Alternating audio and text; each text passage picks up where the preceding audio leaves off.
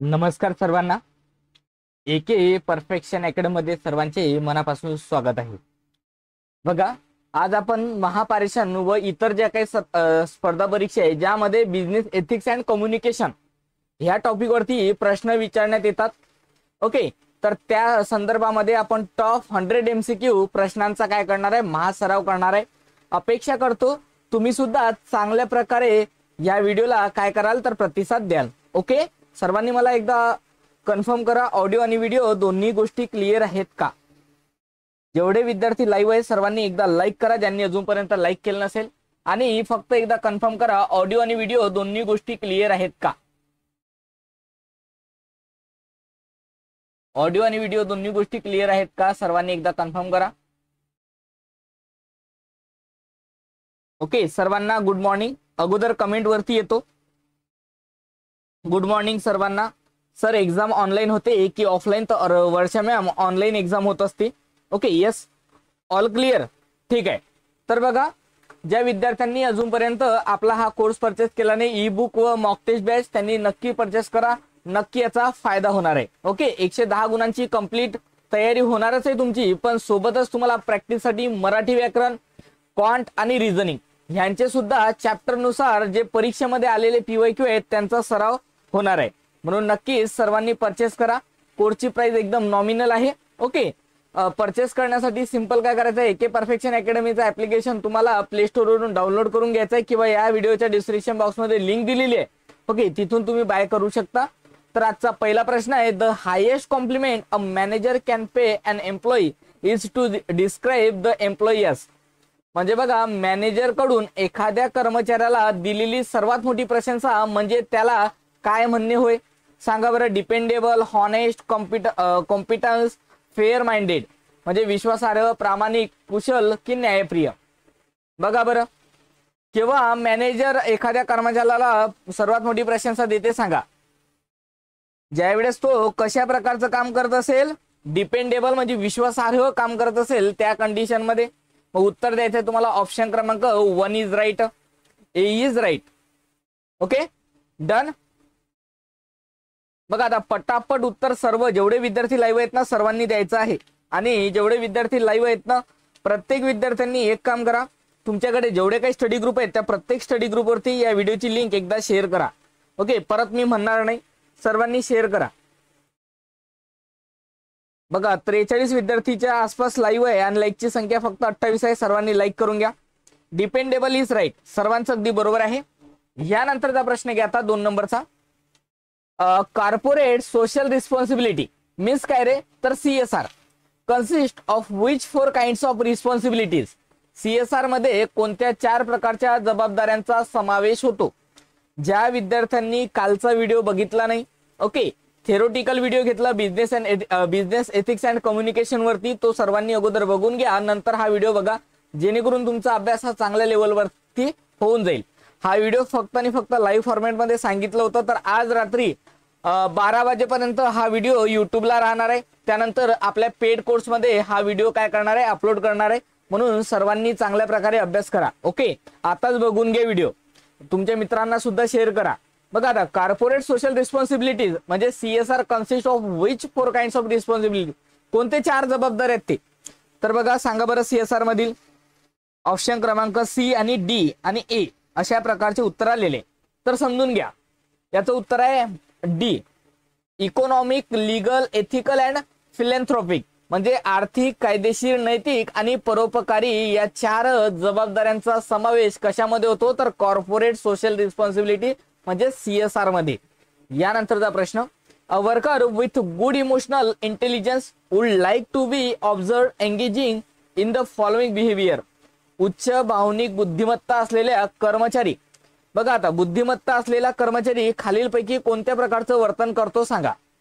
उच्च भावनिक बुद्धिमत्ता असलेला ते वर्तन ओळखायचं आहे. ऑप्शन क्रमांक A, B, C, D. सर्वांनी आन्सर करा.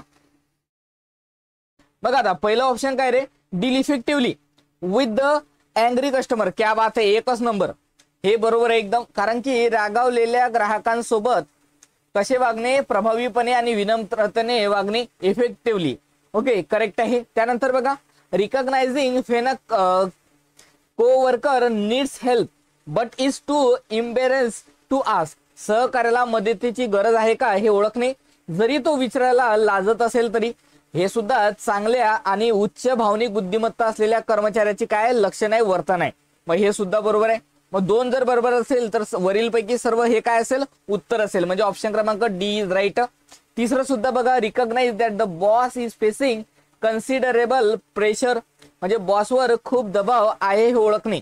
हे सुद्धा चांगल्या बघा कार्य जो काही कर्मचारी आहे याचं वर्तन आहे. कसं, उच्च आणि भावनिक बुद्धिमत्तेचं. ओके. यानंतरचा प्रश्न घ्या आता, क्वेश्चन नंबर 4. द रिकामी जागा dimension of social responsibility refers to the business social contribution of time money and other resources. सामाजिक जबाबदारीचा कोणता पैलू व्यवसायाच्या वेळ, पैसा आणि संसाधनांच्या सामाजिक योगदानाशी संबंधित आहे सांगा. एथिकल आहे, फिलॅन्थ्रॉपिक आहे, व्हॉलंटिरिझम आहे का स्ट्रॅटेजिक आहे. सर्वांनी आन्सर करा. बघा आता 4 नंबरच्या प्रश्नाचं उत्तर काय असेल. जेवढे विद्यार्थी लाईव्ह आहेत आणि जे नंतर बघतील त्या सर्व विद्यार्थ्यांनी कमेंट बॉक्समध्ये कमेंट करून सांगायचंय. जर कमेंट करत असताना जर 4 सेकंद किंवा 5 सेकंद जर तुम्ही यावरती खर्च करत असाल प्रश्नांवरती, तर हा प्रश्न तुमच्या एकदम माइंड मध्ये सेट होतो, लक्षात राहते. परीक्षेमध्ये जर आला प्रश्न तर एकदम काम मग तमाम होते या प्रश्नाचं. ओके. या प्रश्नाचं उत्तर काय मग 4चं?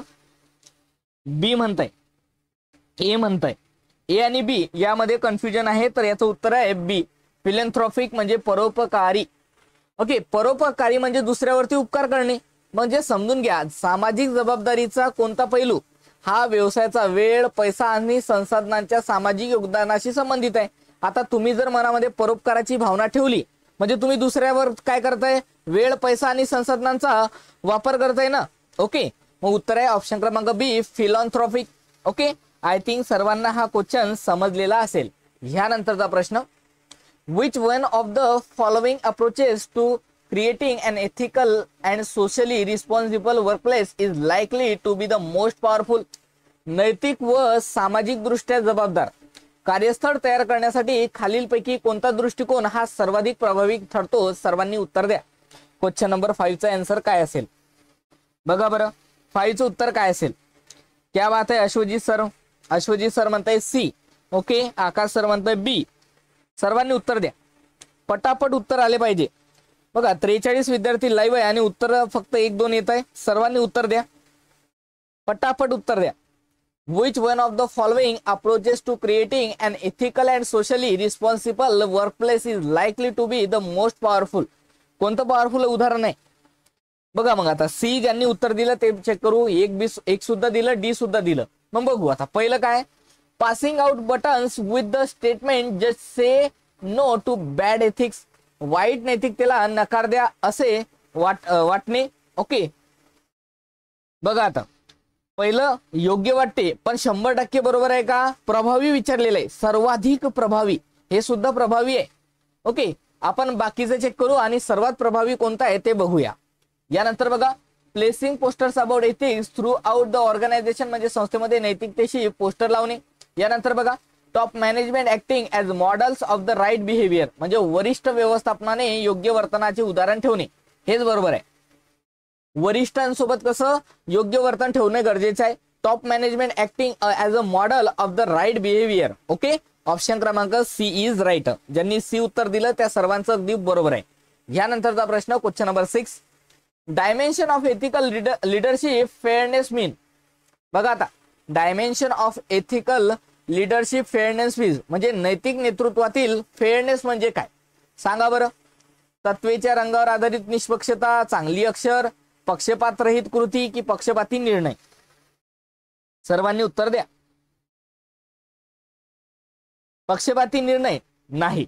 ओके. ज्यांनी सी उत्तर दिलं त्या सर्वांचं अगदी करेक्ट आहे, जबरदस्त. बघा आता यांचं म्हणणं काय आहे बघा, नैतिक नेतृत्वातील फेअरनेस म्हणजे काय तर कोणताही अन्याय करणं नाही, सर्वांना कसं कुठल्याच प्रकारचा पक्षपात कळला जाणार नाही, समान वागणूक. ओके. हा त्याचा अर्थ होतो. म्हणजे उत्तर आहे अनबियास ऍक्शन म्हणजे पक्षपात रहित कृती. ऑप्शन क्रमांक सी इज राईट. यानंतरचा प्रश्न question number 7, how many aspect of triple bottom line theory are there सांगा. ट्रिपल बॉटम लाईन सिद्धांतामध्ये किती पैलू असतात? 7 असतात, 2 असतात, 3 असतात. बघा आता नावामध्ये उत्तर आहे, सर्वांनी उत्तर द्या. ट्रिपल बॉटम लाईन मध्ये किती सिद्धांत पैलू असतात?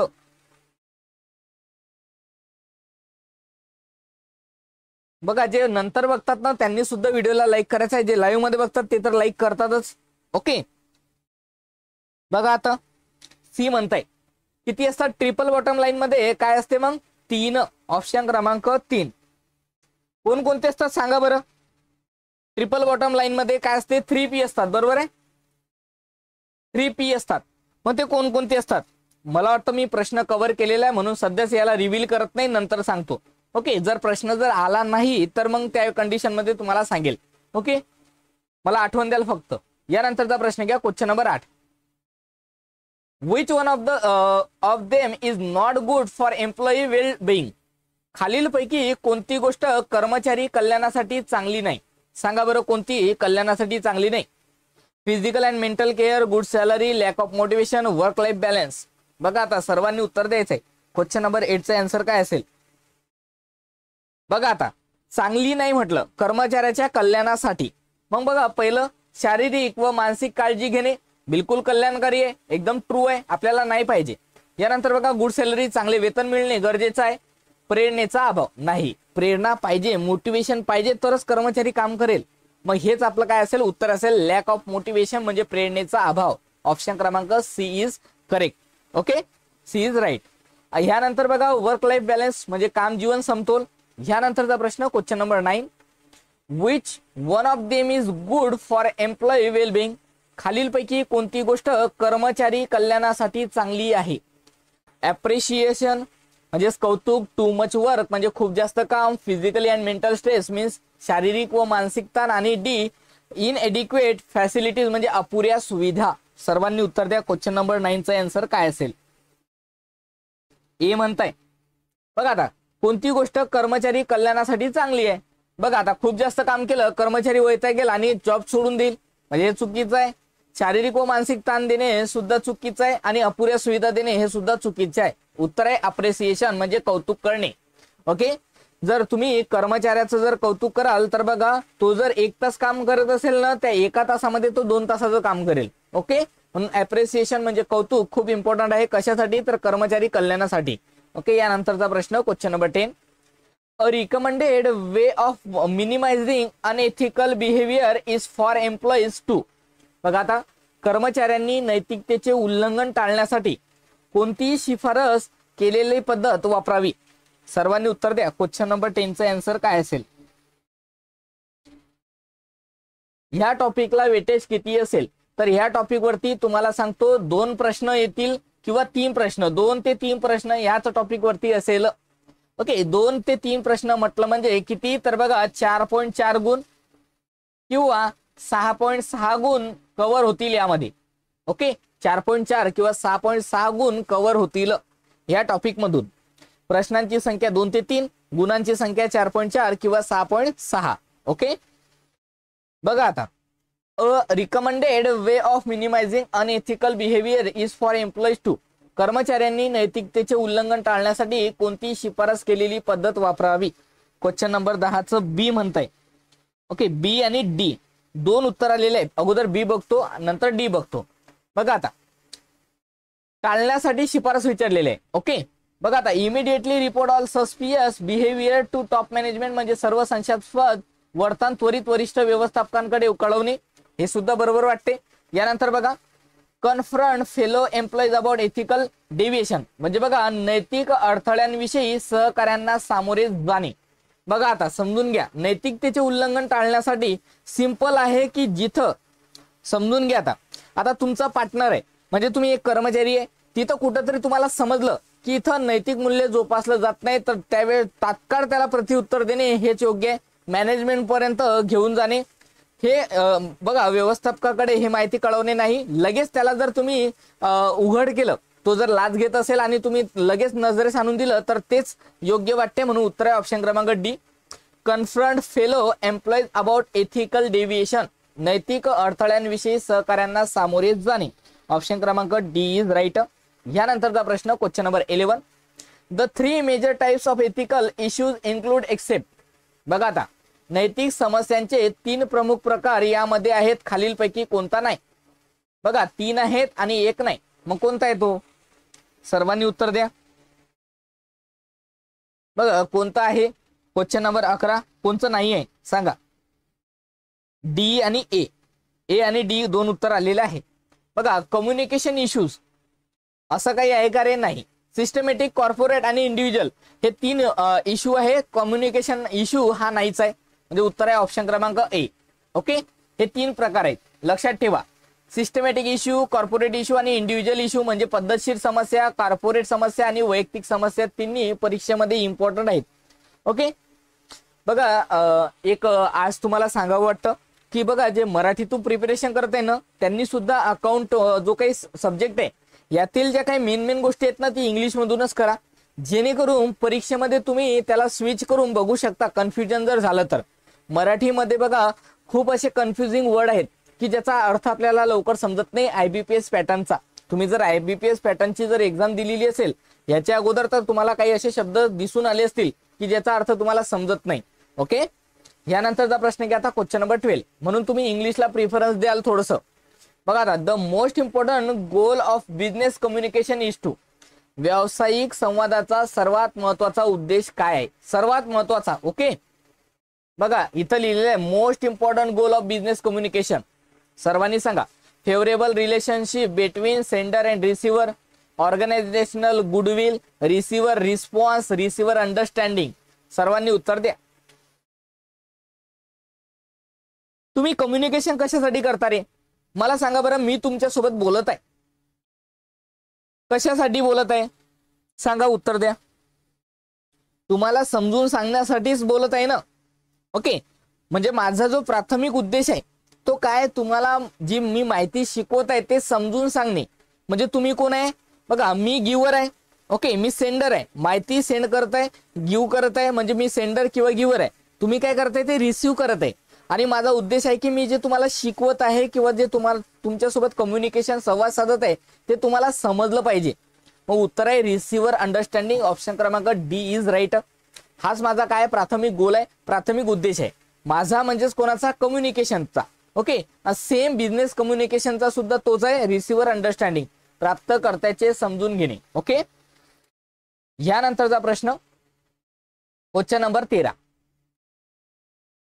Is the philosophical study of moral values and rules. ही नैतिक मूल्य आणि नियम याचा तात्विक अभ्यास आहे. सांगा बरं काय आहे? मोरॅलिटी आहे, एथिक्स आहे, बिझनेस एथिक्स आहे का फिलॉसॉफी आहे?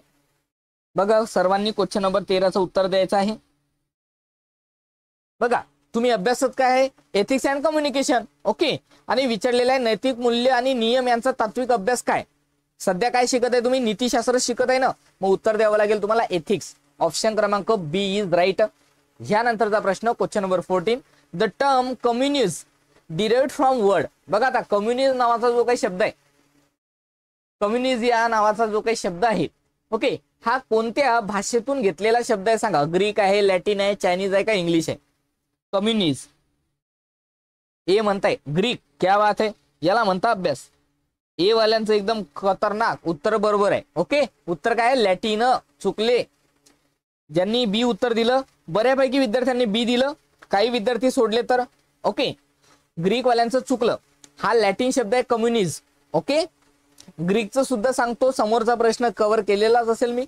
यानंतरचा प्रश्न घ्या आता क्वेश्चन नंबर 15. बघा a or an is a problem, situation or opportunity requiring an individual, group or organisation to choose among several actions that must be evaluated as right or wrong. रिकामी जागा ही अशी समस्या किंवा परिस्थिती किंवा संधी असते जिथे एखाद्या व्यक्ती, समूह किंवा संस्थेला योग्य किंवा अयोग्य अशा अनेक कृतींपैकी एक निवडावी लागते. त्याला काय म्हणतात रे सांगा बरं? क्रायसिस म्हणता, एथिकल इश्यू म्हणता, फ्रॉड म्हणता का इंडिक्टमेंट म्हणतात? क्वेश्चन नंबर 15चं उत्तर द्यायचंय.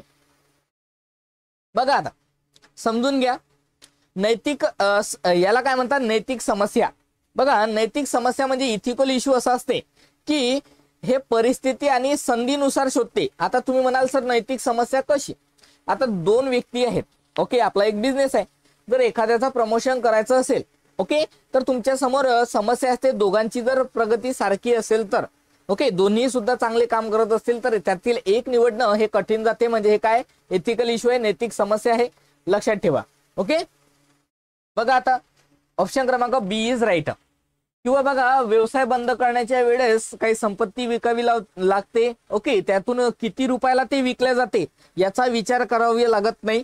जेवढ्याला विकल्या जाईल तेवढ्याला आपल्याला काय करावं लागते, स्वीकारावं लागते. ओके, यानंतरचा प्रश्न घ्या आता question number 16. Communication means information, feeling and thoughts with others. संवाद म्हणजे इतरांबरोबर माहिती, भावना आणि विचारांचे काय. बघा, टू रिसीव्ह करणे, एक्सचेंज ऑफ करणे, कन्व्हेइंग करणे का ऑल ऑफ द अबो. बघा आता याचं उत्तर द्यायचंय. स्वीकारणे, त्याची देवाणघेवाण करणे की पोहोचवणे. बघा आता क्वेश्चन नंबर 16चं उत्तर काय असेल.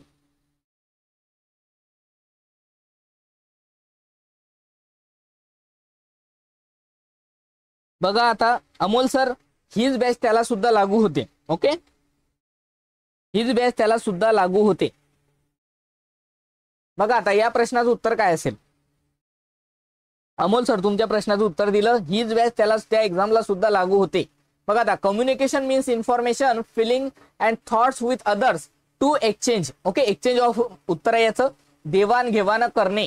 आपण संवाद कशासाठी करतो रे, तर संवाद देवाणघेवाण करण्यासाठी ना. मग उत्तर आहे ऑप्शन क्रमांक बी. काही पुस्तकामध्ये ऑल ऑफ द अबोव सुद्धा दिलेलं आहे, तर तुम्हाला उत्तर द्यायचं आहे प्राथमिक, ते म्हणजे काय तर देवाणघेवाण. ओके, दोन्ही गोष्टी सांगितलं. काही पुस्तकामध्ये तुम्हाला ऑल ऑफ द अबोव दिसेल, कन्फ्युज होऊ नका, उत्तर द्यायचं आहे एक्सचेंज ऑफ म्हणजे देवाणघेवाण. ओके, यानंतरचा प्रश्न घ्या question number 17. A document prepared to guide organisation members when encountering ethical dilemmas is a. बघा, एथिकल डायलमा काल आपण डिटेलमध्ये शिकलो. ज्यांनी अजूनपर्यंत कालचा व्हिडिओ बघितला नाही त्यांनी बघून घ्या. आता बघा, नैतिक संकटांना सामोरे जाताना संस्थेच्या समस्यांना मार्गदर्शन करण्यासाठी तयार केलेला दस्तऐवज म्हणजे काय. बघा बरं, काय म्हणतात त्याला, कोड ऑफ रूल्स का कोड ऑफ एथिक्स.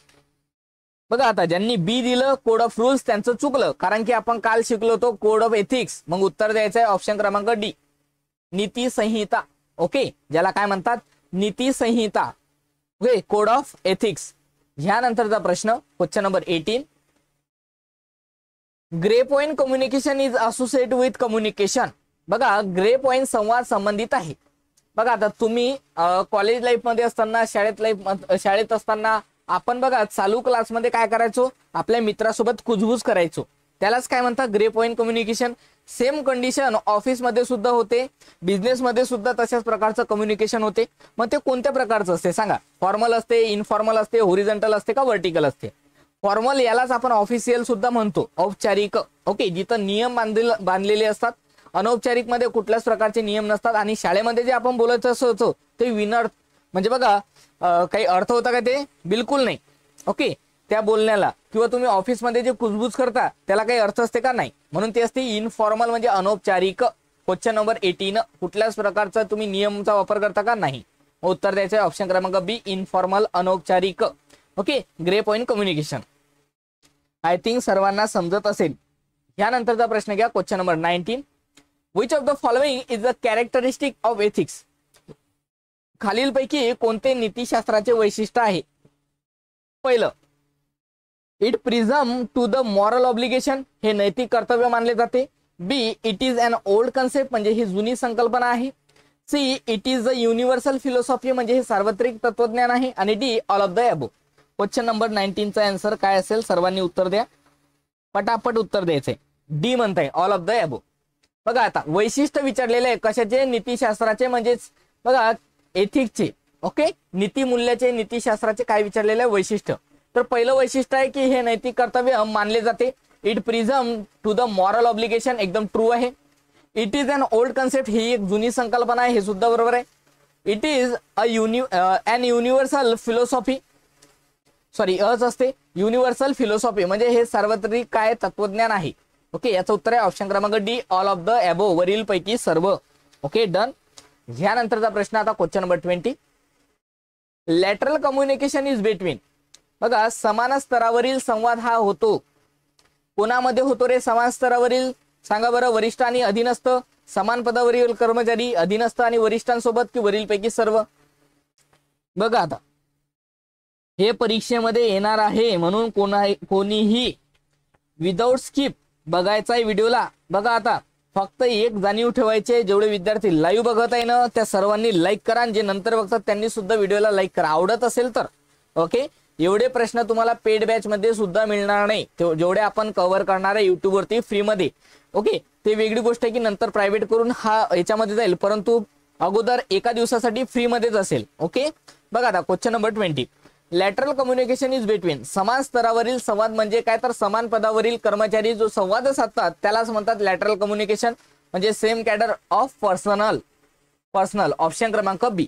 ओके, यालाच आणखी एक नाव आहे, सांगा बरं काय? लॅटरल कम्युनिकेशनलाच आपण दुसरं नाव कोणतं म्हणतो? सर्वांनी उत्तर द्या बरं. लॅटरल कम्युनिकेशनला आपण आणखी कोणत्या नावाने ओळखतो? कोणत्या प्रकारचं कम्युनिकेशन असते ते?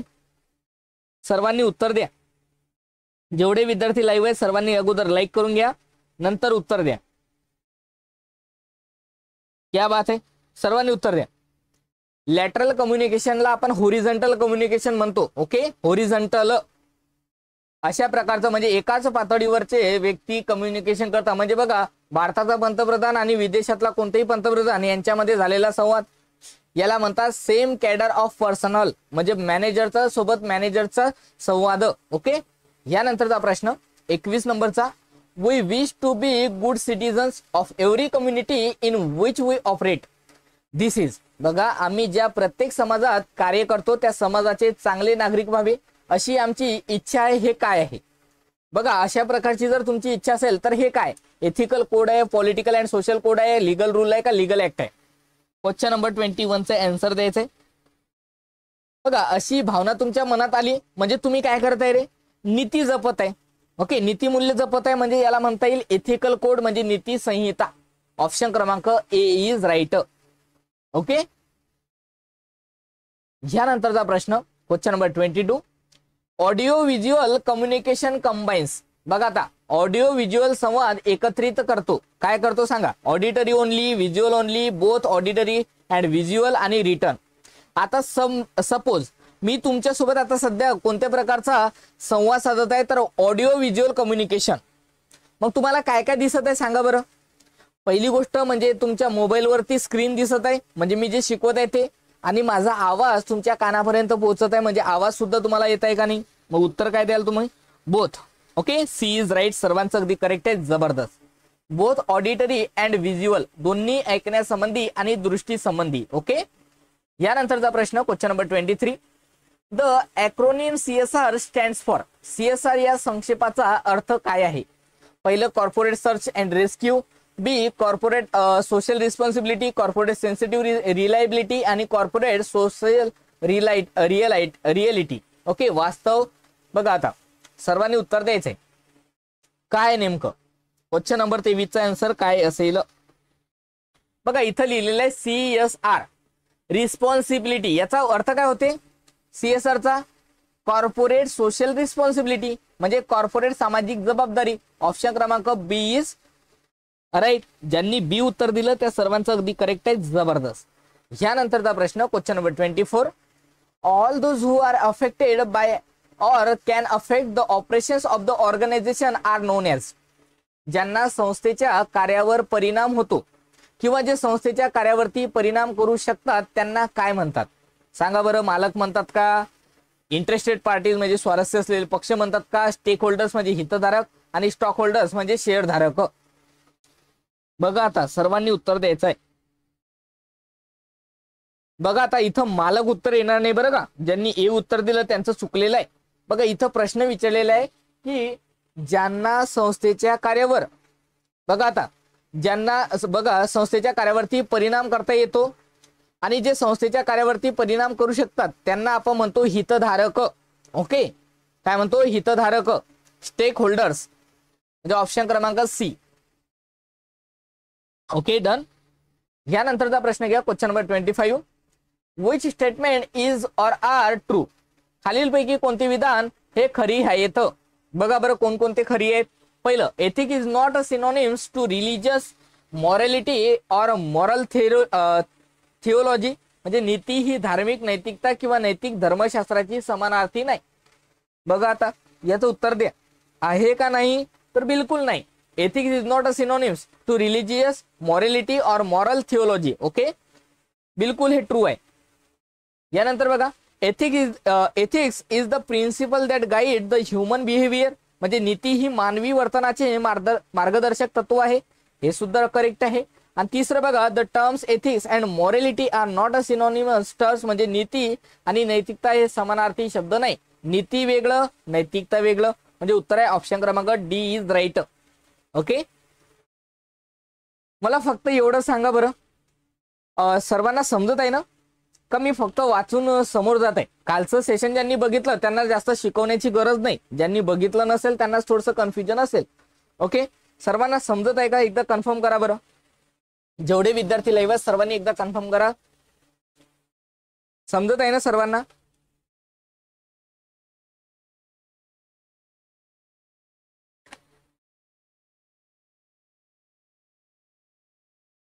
हो सर म्हणताय. ओके, धन्यवाद कन्फर्म केल्याबद्दल. बघा आता यानंतरच्या प्रश्नाचं उत्तर द्या. कॉर्पोरेट सोशल रिस्पॉन्सिबिलिटी म्हणजे काय? CSR. तुम्हाला परीक्षेत तुम्हाला सांगतो एका शिफ्ट मध्ये प्रश्न असेल म्हणजे असेलच. What is the full form of CSR? CSR means उत्तर द्यायचं आहे कॉर्पोरेट सोशल रिस्पॉन्सिबिलिटी. ओके, बघा आता प्रश्न आहे, corporate social responsibility that extends beyond legal mandates can help meet social expectation in the absence of. कायद्याच्या बंधनांपलीकडे असलेली कॉर्पोरेट सामाजिक जबाबदारी समाजाच्या अपेक्षा पूर्ण करण्यात मदत करू शकते जेव्हा काय नसते, कायदेशीर साधने नसतात, सामाजिक साधनं नसते, खर्च साधने आणि तंत्र नसते की वैज्ञानिक साधन नसते. 26चं उत्तर द्या. समजून घ्या आता. कायद्याच्या बंधनापलीकडे असलेली कॉर्पोरेट सामाजिक जबाबदारी समाजाच्या अपेक्षा पूर्ण करण्यात मदत करू शकते जेव्हा कायदेशीर साधनं नसते. ओके, समजून घ्या. बघा इथं नसते नाही पाहिजे होतं. ओके, इथं नसते कशाला पाहिजे? एक minute. Corporate social responsibility that extends beyond legal mandates can help meet social expectation in the absence of. हे नसते खोडा बरं. उत्तर आहे स्टॅच्युटरी डिव्हाइसेस म्हणजे कायदेशीर साधने. ओके, प्रश्न थोडासा चुकलाय. इथं असते पाहिजे होतं, तिथं नसते टाईप झालं. एवढी फक्त चूक लक्षात घ्या. ओके, ज्यांनी बघा कोर्स परचेस केला PDF मध्ये हे काही चेंजेस होणार नाही म्हणून व्हिडिओच्या माध्यमातून तुम्हाला चेंज करून घ्यायचं आहे. ओके, यानंतरचा प्रश्न घ्या आता 27 नंबरचा. Why according to stakeholders theory is it in companies best interest to pay attention to their stakeholders. हितधारक सिद्धांतानुसार कंपन्यांनी त्यांच्या हितधारकांकडे लक्ष देणे त्यांच्या सर्वोत्तम हिताचे का असते? सर्वांनी उत्तर द्या. ओके, प्रश्न बघा थोडस तुम्हाला क्लिअर विजिबल नसेल तरी सुद्धा तुम्हाला रीड करून उत्तर द्यायचंय.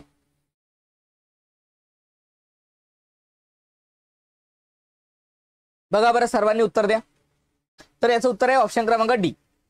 If firms only act in their own self-interest and inflict harm on a stakeholder, then society might withdraw its support.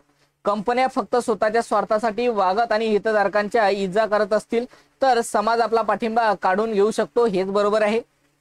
Okay, यालाच म्हणतात हितधारक म्हणजे स्टेक होल्डर्स. आता बघा प्रश्न झाला होता ना की कोण परिणाम करू शकतो आणि कोण परिणाम करू शकतो असा प्रश्न विचारला होता आणि उत्तर दिलं होतं स्टेक होल्डर्स. सेम प्रश्न त्यांनी काय केला, उलटा केला. ओके, यानंतरचा प्रश्न घ्या आता 28 नंबरचा. Communication problems otherwise known as. संवादातील अडचणी यांना म्हणतात. बघा आता तुम्हाला अशा प्रकारचे प्रश्न येतील. आपण घेतलेला प्रश्न आणि तुम्हाला आलेला प्रश्न एकच असेल परंतु तो प्रश्न विचारण्याची जी भाषा असेल ती वेगळी असेल. म्हणून तुम्हाला काय करायचं आहे, फक्त प्रश्नच पाठ करायचा नाही तर त्याला अंडरस्टँड करून घ्यायचा आहे. ओके, त्यासाठीच हा व्हिडिओ मी घेतलेला आहे. आता बघा 28 नंबरचा प्रश्न आहे. Communication problems otherwise known as. संवादातील अडचणी यांना काय म्हणतात? Enquiry, barriers, encoding, decoding. अडचणी म्हटलेलं आहे. अडचणी. सर्वांनी उत्तर द्या बरं. आता तुम्ही ड्रायव्हिंग करत असताना पोलीस काय टाकत असतात रे? बॅरिगेट्स टाकतात ना. तसंच कम्युनिकेशन मध्ये काय असतात? बॅरियर्स असतात, अडथळे असतात. ऑप्शन क्रमांक बी इज राईट. एखादा अडथळा सांगू शकता का तुम्ही कम्युनिकेशन मधला? बघा बरं, सर्वांनी उत्तर द्या. कम्युनिकेशन मधला एखादा अडथळा सांगा फक्त. संवादातील अडचणी विचारू शकतात तुम्हाला. ओके, कारण की 2 ते 3 प्रश्न कव्हर करणारा टॉपिक आहे म्हणून. सर्वांनी सांगा बरं एखादा अडथळा. सर्वर, क्या बात आहे छायांकित सर. इंग्लिश न येणे, बरोबर आहे, हा सुद्धा एक अडथळाच आहे. समजा एखादा विदेशी व्यक्ती भारतामध्ये घुमण्यासाठी आला, फिरण्यासाठी आला, तर बघा तुम्ही त्यांच्यासोबत संवाद साधत असताना कुठेतरी काय होऊ शकते, तुमच्यामध्ये कम्युनिकेशन होऊ शकत नाही, अडथळा होऊ शकते. ओके, कम्युनिकेशन मध्ये प्रॉब्लेम येत असेल, हा काय बॅरियर्स आहे, अडथळा आहे. दुसरी गोष्ट, फोनवर बोलत असताना बघा, फोनवर बोलत असताना काय होणे, नेटवर्क जाणे, हा सुद्धा अडथळा आहे. तुम्हाला शिकवत आहे मी व्हिडिओच्या माध्यमातून, लाईव्ह आहे, आणि इंटरनेट कनेक्टिव्हिटी गेली किंवा इलेक्ट्रिसिटी बंद झाली, हा काय, हा सुद्धा कम्युनिकेशन मधला अडथळा आहे. ओके, यानंतरचा प्रश्न question number 29. Posters fall under communication. Posters हे रिकामी जागा संवाद प्रकारात येतात. आता बघा पोस्टर, आता मी बघा जे काही पोस्ट टाकत असतो युट्यूब वरती, बघा ते पोस्टरच्याच माध्यमातून टाकतो ना. मग हे संवाद कोणत्या प्रकारात मोडते सांगा? ओरल आहे, व्हिज्युअल आहे, रिटन आहे का स्पोकन आहे? सर्वांनी उत्तर द्या. आता ओरल म्हणजे बोलणे. कुठल्या प्रकारे पोस्टर बोलते का रे? बिलकुल नाही बोलत. हे काय चुकलं. व्हिज्युअल फक्त ते दिसते, म्हणजे उत्तर आहे ऑप्शन क्रमांक बी. ओके, आता तुम्ही म्हणाल सर रिटन लेख्य, रिटन तर आहे, परंतु योग्य उत्तर तुम्हाला व्हिज्युअल द्यावं लागेल, दृश्य द्यावं लागेल. ओके, रिटन वाले चुकतील इथं. प्रश्नानुसार उत्तर द्यावं लागते आपल्याला, म्हणून उत्तर द्यायचं व्हिज्युअल म्हणजे दृश्य आहे ते. यानंतरचा प्रश्न, informal communication is otherwise non as communication. अनौपचारिक संवादाला असेही म्हणतात. सांगा बरं काय म्हणतात? हा प्रश्न रिपीट झाला. बघा, जे इनफॉर्मल कम्युनिकेशन आहे त्याला काय म्हणतो आपण? उत्तर द्या. काय म्हणतो आपण? Grey point communication. ओके, निरर्थक बडबड, ज्याला काही अर्थ नाही, कुठल्याच प्रकारचे नियम नाही, बांधिलकी नाही, अशा प्रकारचं जे काही बकबक असते, बडबड असते, त्याला म्हणतात grey point communication, informal communication. यानंतर बघा, होरिझॉन्टल कम्युनिकेशन फ्लोज थ्रू. आडवा संवाद घडतो कोणामध्ये? हा प्रश्न सुद्धा रिपीट झाला. Face to face discussion, telephonic talk, periodical meeting की all of the above? Horizontal communication. Horizontal communication मध्ये बघा, फेस टू फेस, तुम्ही माझ्या समोर बसलेले, मी तुमच्या एकाच लेवल मध्ये आहे ना, मग फेस टू फेस डिस्कशन बरोबर आहे. टेलिफोनिक टॉक, बघा तुम्ही आणि मी दोन्ही फोनवरच बोलत आहे, म्हणजे हे सुद्धा होरिझॉन्टल कम्युनिकेशन झालं, म्हणजे समान पातळीवरचं कम्युनिकेशन आहे ना हे. यानंतर बघा, पिरियडिकल मीटिंग म्हणजे नियतकालिक बैठकी. नियतकालिक बैठकीमध्ये प्रत्येकाला बोलण्याचा अधिकार असते, म्हणजे कसं असते हे? होरिझॉन्टल कम्युनिकेशन असते, म्हणून उत्तर आहे all of the above, option क्रमांक D is right. I think सर्वांना समजलेलं असेल. ओके, यानंतरचा प्रश्न घ्या 32 नंबरचा. What is triple bottom line? Okay, बघा ट्रिपल बॉटम लाईन म्हणजे काय? सर्वांनी उत्तर द्या. बघा तुम्हाला सांगलं होतं ना 3P, हाच प्रश्न आहे तो. आता सस्पेन्स त्यासाठीच ठेवला होता मी. ओके, 32 नंबरच्या प्रश्नाचं उत्तर द्या. मग पहिला पी काय दर्शवतो, दुसरा पी काय दर्शवतो आणि तिसरा पी काय दर्शवतो? पहिला पीपल, दुसरा प्लॅनेट, तिसरा काय? Profit. Okay, people planet profit, people planet profit असं लक्षात ठेवायचं आहे. 3P कोणते? People planet profit, people planet profit असं लक्षात ठेवा. Triple bottom line. ओके, मग याचं उत्तर काय असेल? तर an accounting tool that looks at the impact on people, planet and profits. लोक, पर्यावरण आणि नफा यावरती परिणाम पाहणारे लेखांकन साधन, त्यालाच म्हणतात ट्रिपल बॉटम लाईन. ओके, म्हणजे उत्तर आहे ऑप्शन क्रमांक ए इज राईट. सर्वांचं एकदम क्लिअर आहे. यानंतरचा प्रश्न 33 नंबरचा. गेस्चरल कम्युनिकेशन इज. हावभावाद्वारे होणारा संवाद म्हणजे बॉडी लँग्वेज. बघा आता गेस्चरल कम्युनिकेशनला आपण काय म्हणतो रे? बॉडी लँग्वेज म्हणतो, बरोबर आहे. जे हावभावाद्वारे होणारा संवाद आहे. बघा काल उदाहरण दिलं होतं तुम्हाला. लहानपणी बघा बॅट बॉल खेळायचं असेल तर आपला मित्र आपल्या घरासमोर यायचा, आपल्याला आवाज द्यायचा का? नाही, कारण की आपले वडील ओरडायचे, मग तो आपल्याला इशारा करायचा, त्यालाच म्हणतात गेस्चरल कम्युनिकेशन. ओके, बघा एखादं बघा नवीन लग्न असेल आणि प्रेमविवाह जर असेल तर बघा स्वयंपाक जर करणे जीवावर आलं आणि बाहेर जर जेवायचं असेल तर बघा ती पत्नी त्या पतीला कशी करते? गेस्चरल कम्युनिकेशन करते. म्हणजे एकतर डोळेच मोठे करून बघेल किंवा कुठल्या प्रकारचे एक्सप्रेशन देईल. ओके, आणि त्याला दुसरं काय म्हणतात सांगा? नॉन व्हर्बल म्हणतात, डायरेक्ट म्हणतात का ओरल म्हणतात का रिटर्न म्हणतात? रिटर्न मध्ये देते का ते? बिलकुल नाही. तुमचा मित्र तुम्हाला चिठ्ठी देत होता का की चल म्हणून खेळायला? बिलकुल नाही. इशारे, क्या बात आहे. छायांकित सर म्हणतात इशारे, बरोबर आहे. गेस्चरल कम्युनिकेशन मध्ये इशारे, याचं उत्तर काय असेल मग 33चं? बघा चुकलं नाही पाहिजे. एवढं जर तुम्हाला फोडून सांगत असेल तर परीक्षेमध्ये चुकता कामा नाही. हे आहे नॉन व्हर्बल कम्युनिकेशन, म्हणजे अमौखिक संदेश फक्त हावभावाद्वारे, म्हणजे गेस्चरल कम्युनिकेशन आहे, बॉडी लँग्वेज आहे. ओके, उत्तर आहे ऑप्शन क्रमांक ए, नॉन व्हर्बल मेसेज, अमौखिक संदेश. यानंतरचा प्रश्न 34 नंबरचा, which of the following does the term corporate social responsibility relate to? खालीलपैकी कॉर्पोरेट सोशल रिस्पॉन्सिबिलिटी संज्ञेचा संबंध कोठे आहे सांगा. सर्वांनी उत्तर द्या फास्ट मध्ये. बघा आता क्वेश्चन नंबर 34चं उत्तर द्या. Which of the following does the term corporate social responsibility related to? खालीलपैकी कॉर्पोरेट सोशल रिस्पॉन्सिबिलिटी संज्ञेचा संबंध कुठे? नैतिक वर्तनाशी आहे. बरोबर, 100% ट्रू आहे. ज्यांनी हे उत्तर दिलं त्यांचं बरोबर आहे. त्यानंतर बघा, human rights and employee relations, मानवी हक्क आणि कर्मचाऱ्याशी संबंधीशी आहे. बरोबर आहे, परफेक्ट आहे. मग उत्तर काय असेल? वरील दोन्ही बरोबर, ए आणि बी दोन्ही बरोबर, म्हणजे all of the above. Option क्रमांक C is right. Okay, done.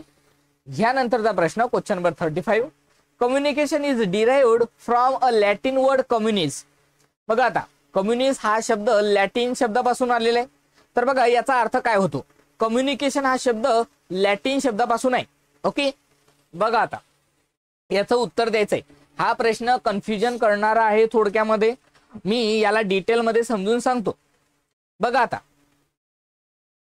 बघा 35 नंबरच्या प्रश्नामध्ये हे 5व्या नंबरचं ऑप्शन नसेल त्यावेळेस कोणतं उत्तर द्याल, आणि असेल तर त्यावेळेस कोणतं उत्तर द्याल?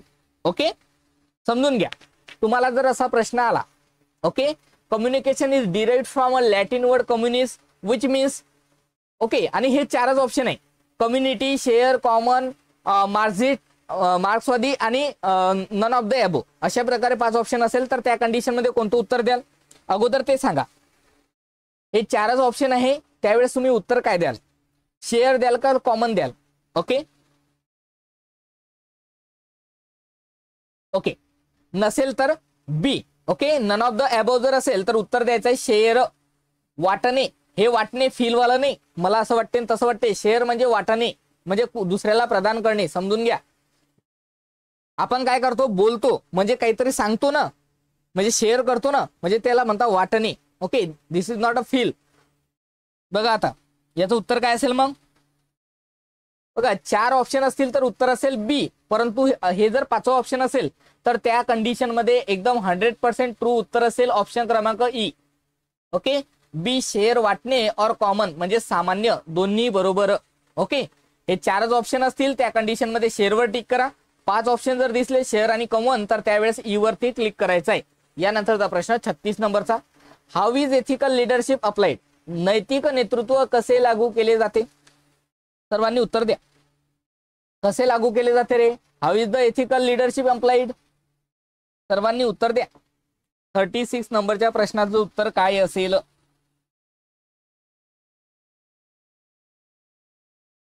काय असेल?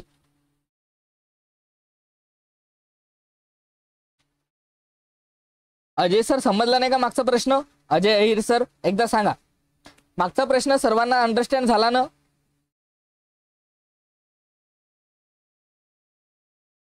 मागचा प्रश्न अंडरस्टँड झाला ना? ओके, याचं म्हणताय बी बी बी बी बी. यस म्हणताय, धन्यवाद. बघा आता कन्फर्म करत चला रे, मी जर विचारलं तर. बघा आता बी वाले जास्त आहेत, ए वाले कमी आहेत. अगोदर ए चेक करतो. बघा, how is ethical leadership, ethical leadership विचारलेलं आहे, नैतिक नेतृत्व विचारलेलं आहे. तर बघा पहिलं, to be an ethical leader we must be sensitive to the needs of others, treat others in ways that are just and care of to others. समजून घ्या, केअर फॉर अदर्स. नैतिक नेता होण्यासाठी इतरांच्या गरजांकडे कसं पाहिजे? संवेदनशील पाहिजे, योग्य प्रकारे वागणूक पाहिजे आणि त्याची काळजी घेणे आवश्यक असते. हेच बरोबर आहे. समजून घ्या.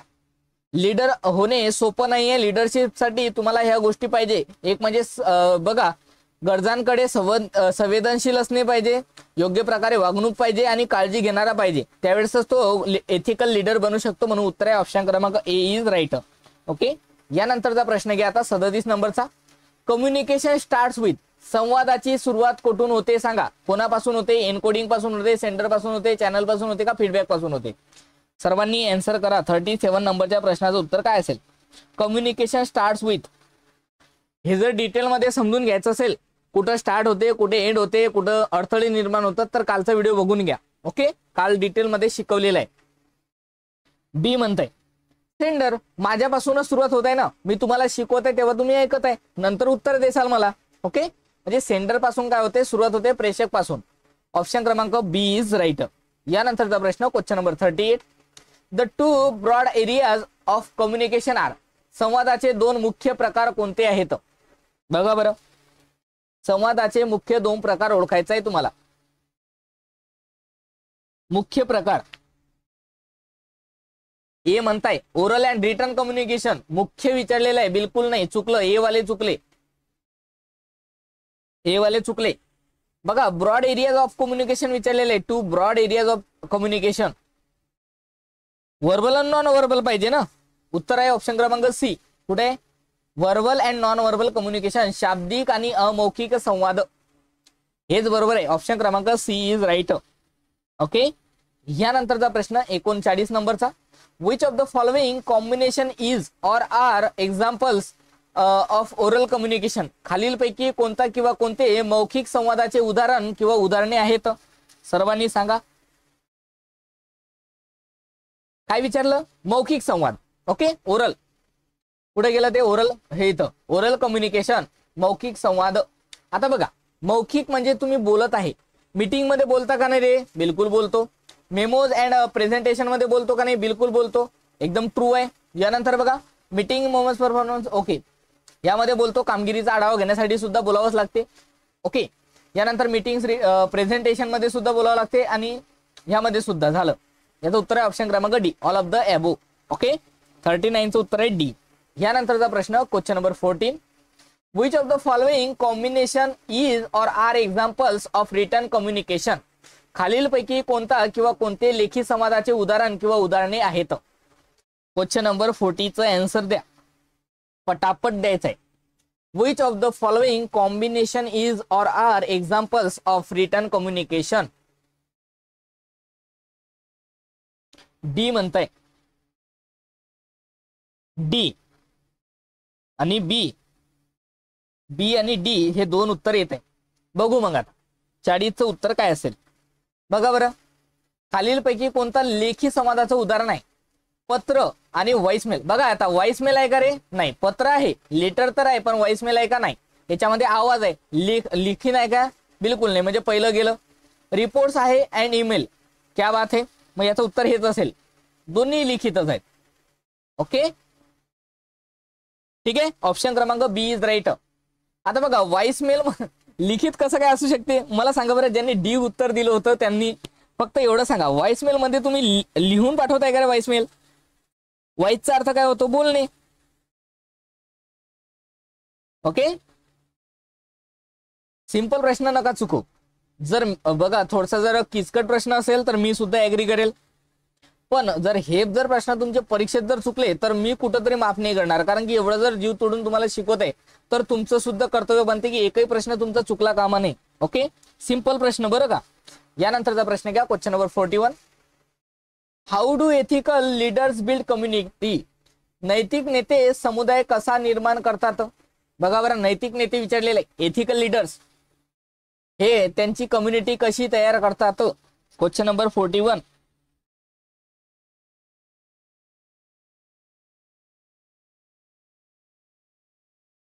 ओके, बी म्हणताय. बी बी बी बी. ओके, 41चं बी. आणखी सी, आणखी बी. ओके, ए, ए पूजा मॅम म्हणताय ए, सौरभ पाटील म्हणताय ए. ओके, तर बघा ज्यांनी ए उत्तर दिलं त्या सर्वांचं अगदी बरोबर आहे, कारण की याचं उत्तर काय बघा, यांनी काय विचारलेलं आहे, एथिकल लीडर्स बिल्ड कम्युनिटी हे कसे बनवतात, तर you must take into account the purposes of everyone involve in a group and attentive to the interest and the community and the culture. म्हणजे गटात सहभागी प्रत्येकाच्या उद्देशाचा विचार केला जातो यामध्ये, आणि समुदायाच्या व संस्कृतीच्या हिताकडे लक्ष दिले पाहिजे, हे त्याचं उत्तर आहे. ऑप्शन क्रमांक ए इज राईट. नैतिक नेते समुदाय यालाच म्हणतात. जसं बघा सत्यशोधक समाज महात्मा फुले यांनी स्थापन केला, त्यामध्ये प्रत्येक गोष्टीचा काय केला होता, हिताकडे लक्ष दिलं होतं. ओके, यानंतरचा प्रश्न घ्या, question number 42. Which one of the following is a strength of ethical leadership. खालीलपैकी कोणते नैतिक नेतृत्वाचे सामर्थ्य आहे. सर्वांनी आन्सर द्या. बघा बरं, सर्वांनी आन्सर द्यायचा आहे. Which one of the following is the strength of ethical leadership. खालीलपैकी कोणते नैतिक नेतृत्वाचे सामर्थ्य आहे. क्वेश्चन नंबर 42 काय असेल मग. आता गडबड होत आहे कुठंतरी. आतापर्यंत तुम्ही चांगल्या प्रकारे रीडिंग केलेलं दिसत आहे, परंतु इथं तुम्ही कुठंतरी गोंधळ करताय. बी म्हणताय म्हणजे चुकलं तुमचं. बघा याचं उत्तर आहे ऑप्शन क्रमांक सी. Provides a body of timely research on ethical issues. नैतिक समस्यांवरील वेळेवर संशोधन प्रदान करतात. ओके, यानंतरचा प्रश्न हे सामर्थ्य आहे. 43 नंबरचा क्वेश्चन घ्या आता. What is one of the characteristics of ethics. नीतिशास्त्राचे कोणतं एक वैशिष्ट्य आहे. सांगा बरं, वैशिष्ट्य ओळखायचं आपल्याला. कशाचं, नीतिशास्त्राचं, एथिक्सचं वैशिष्ट्य ओळखा. कालच वैशिष्ट्य आपण बघितले. ओके, काय असेल मग या प्रश्नाचं उत्तर. सर्वांनी उत्तर द्या. What is one of the characteristics of ethics. सर्वांनी 2 वेळा जर व्हिडिओ बघितला ना, तर तुम्हाला परत वाचण्याची सुद्धा गरज नाही. हा व्हिडिओ संपल्यानंतर काय करा माहितीये का, ज्या विद्यार्थ्यांना खरोखर समजून घ्यायचं असेल त्यांनी संपल्याच्या नंतर जेवण करा, आणि जेवण झाल्याच्या नंतर 2च्या स्पीडने बघा व्हिडिओ. 1च्या नका बघू, 2च्या बघा. ओके, बघा आता. What is one of the characteristic of ethics. नीतिशास्त्राचे एक वैशिष्ट्य कोणते आहे. कोणतं आहे. बी वरती जास्त फोकस आहे, बघू. Provides a basis for understanding what it means to be a morally decent human being. बरोबर आहे, एकदम करेक्ट. नैतिक दृष्ट्या चांगला मनुष्य असणे म्हणजे काय याचे आकलन करण्यासाठी एक आधार प्रदान करते. कोण, नीतिशास्त्र. हेच त्याचं काय वैशिष्ट्य आहे. यानंतरचा प्रश्न. SDG stands for. SDG या संक्षेपाचा अर्थ काय आहे. सांगा बरं. चुकून इथं उत्तर देण्यात आलं. सस्टेनेबल डेव्हलपमेंट गुड्स म्हणजे शाश्वत विकास उद्दिष्टे. SDG चा full form sustainable development goals. Okay, यानंतरचा प्रश्न question number 45. How many sustainable development goals are there. शाश्वत विकास उद्दिष्टांची संख्या किती आहे. सांगा. SDG ची उद्दिष्टे किती आहेत. हे कालच बघितलं आपण सर्वांनी. क्यू पर्यंत बघितलं होतं. माझे आन्सर बघा सर. अनिता मॅम तुमचं आन्सर काय होतं, ए. बरोबर आहे, परफेक्ट. ओके, आता या प्रश्नाचं उत्तर द्या. Question number 45. 17 आहेत. ओके, 17 किती आहेत, 17. ऑप्शन क्रमांक सी इज राईट. यानंतरचा प्रश्न question number 46. Which of the following is not a sustainable development goals. खालीलपैकी कोणते शाश्वत विकासाचं उद्दिष्ट नाही.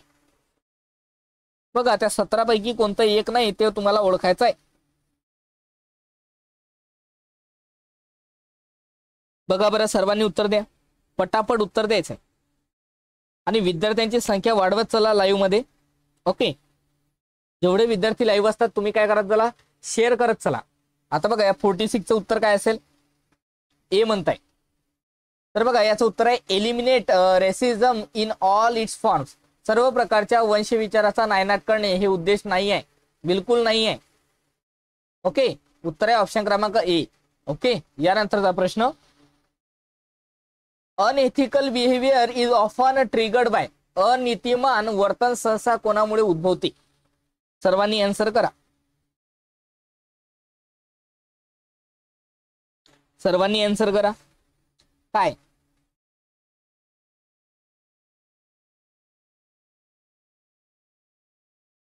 बघा आता pressure from higher management to achieve goals, उद्दिष्टे साध्य करण्यासाठी वरिष्ठ व्यवस्थापकांकडून होणारा दबाव.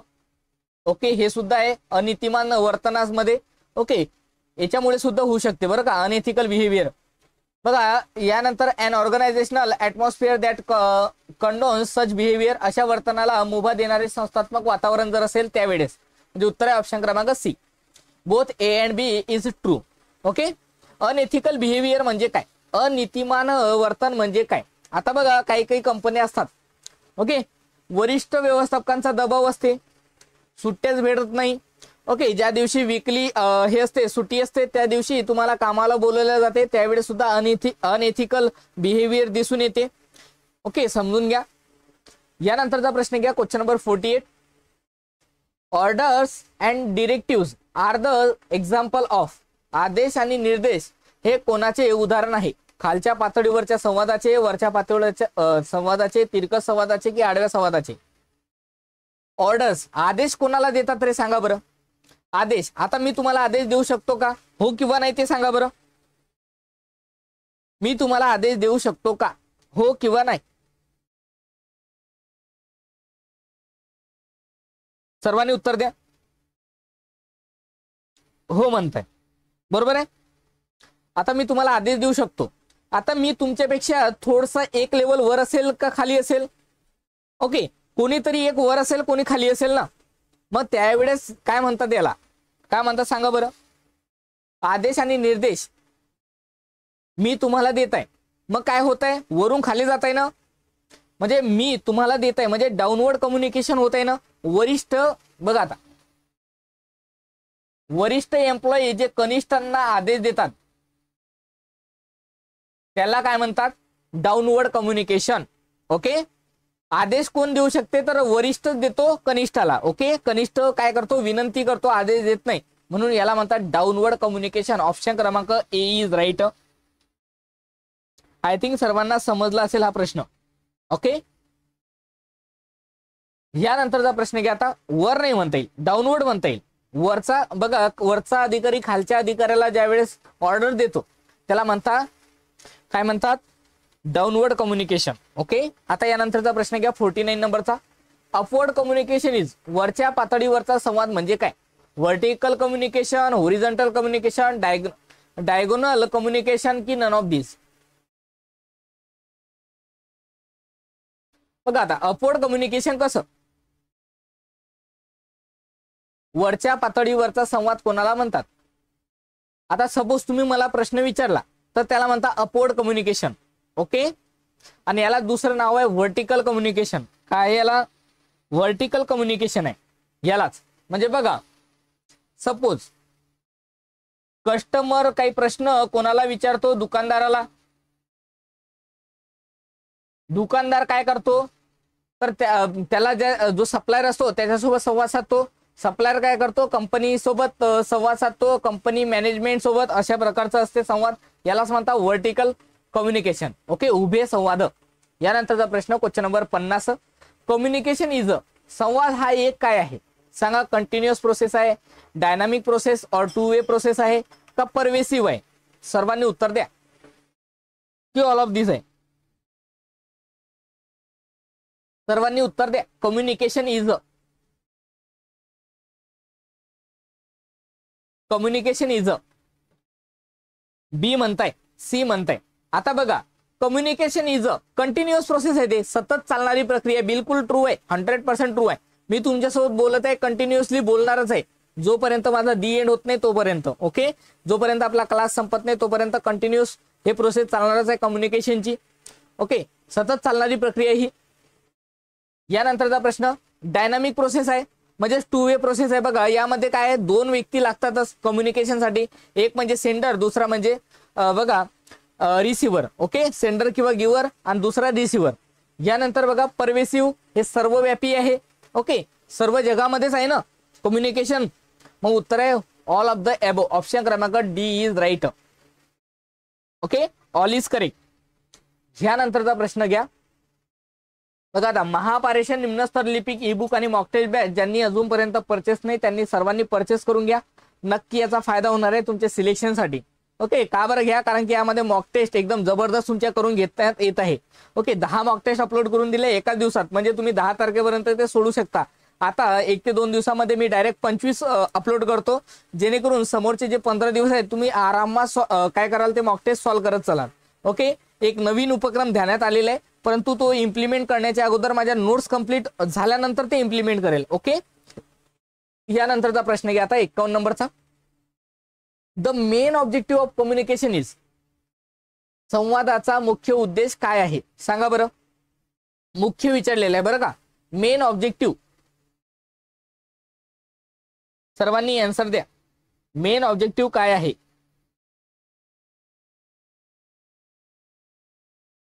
बघा आता, माहिती देणे आणि ते समजून सांगणे हेच काय कम्युनिकेशनचा मुख्य उद्देश आहे. ओके, मी जे बोलत आहे कशासाठी, तुम्हाला माहिती द्यायसाठी आणि ते समजून सांगण्यासाठी. ओके, मग उत्तर आहे ऑप्शन क्रमांक ए इज राईट. यानंतरचा प्रश्न बघा, गॉसिप, बघ हे सर्वात जास्त कोण करतात, लेडीज करतात. अँड रुमर, ओके, अफवा are part of which communication. बघा बरं, गॉसिप्स आणि अफवा नाही करत बरं का लेडीज, फक्त गॉसिप्स करतात. ओके, तर बघा, गॉसिप्स आणि अफवा या कोणत्या प्रकारचा संवादाचा भाग आहेत. अफवा म्हणजे काय, आता बघा, सपोज नरेंद्र मोदी यांनी काय केलं, पाकिस्तानवरती हल्ला केला आणि पाकिस्तान एकदम संपलं, हे झाली अफवा. ओके, परंतु असं जर म्हटलं की बघा, इनफॉर्मल कम्युनिकेशन मध्ये कसं सांगता येते माहितीये का, न्यूज जे सांगतात ना ते फॉर्मल कम्युनिकेशन मध्ये येते. ओके, आता बघा, सर्वांनी सांगा बरं, अफवा आणि गॉसिप्स कशामध्ये जाते, याला नियम असतात का, अटी असतात का, बिलकुल नाही. हे असते अनौपचारिक, म्हणजे न्यूज अँकर सांगतात ना त्याला म्हणतात फॉर्मल, औपचारिक. ओके, या गोष्टी समजणे गरजेचे आहेत, कारण की परीक्षेमध्ये येईलच. यानंतरचा प्रश्न घ्या आता, क्वेश्चन नंबर 53. रिकामी जागा is the wordless form of communication which takes the form of postures, body language, facial expression, eye contact, tension, breathing and tones etcetera. बघा, ज्यांचं लग्न झालेलं असेल त्यांनी आपल्या पत्नीकडे बघून या प्रश्नाचं उत्तर द्यायचं आहे. ओके, बघा आता, संवादाचा शब्दांशिवाय होणारा प्रकार आहे जो स्थिती, शारीरिक भाषा, चेहऱ्यावरील भाव, डोळ्यांचा संपर्क, तणाव, श्वासोच्छवास आणि आवाज यामध्ये दिसतो. बघा आता, ज्यांचं लग्न झालेलं आहे त्यांचं कधीच चुकणार नाही ह्या प्रश्नाचं उत्तर. आन्सर द्या. ह्याला म्हणतात नॉन व्हर्बल कम्युनिकेशन. कुठल्याच प्रकारे बोलत नाही पण समजते सर्वांना. ओके, बायको कुठल्याच प्रकारे बोलत नाही परंतु नवऱ्याला सर्व समजते, त्यालाच म्हणतात नॉन व्हर्बल कम्युनिकेशन, अमौखिक संवाद. म्हणजे डी इज राईट. हा प्रश्न रिपीट झाला. यानंतरचा प्रश्न घ्या आता. A circular is a form of, परिपत्रक हे कोणत्या प्रकारचं प्रकार आहे सांगा. A circular is a form of, oral आहे, फेस टू फेस आहे, ग्रुप आहे का व्हिज्युअल आहे. सर्क्युलर, परिपत्रक. बघा, मी म्हणत नसतो का हे सर्क्युलर जारी झालं, एवढ्या जागा निघणार आहे आता. हे कसं असते मग, सर्वांनी उत्तर द्या.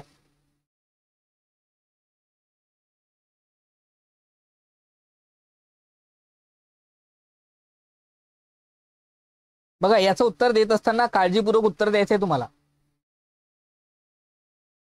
हा प्रश्न थोडासा कन्फ्युजिंग आहे. ओके, जे सर्क्युलर असते ना, मी उदाहरण थोडक्यामध्ये चुकीचं सांगितलं. ओके, सर्क्युलर नाही, ते ऍडव्हर्टाइजमेंट असते. सर्क्युलर कसं असते, सर्क्युलर कसं असते तर समजून घ्या.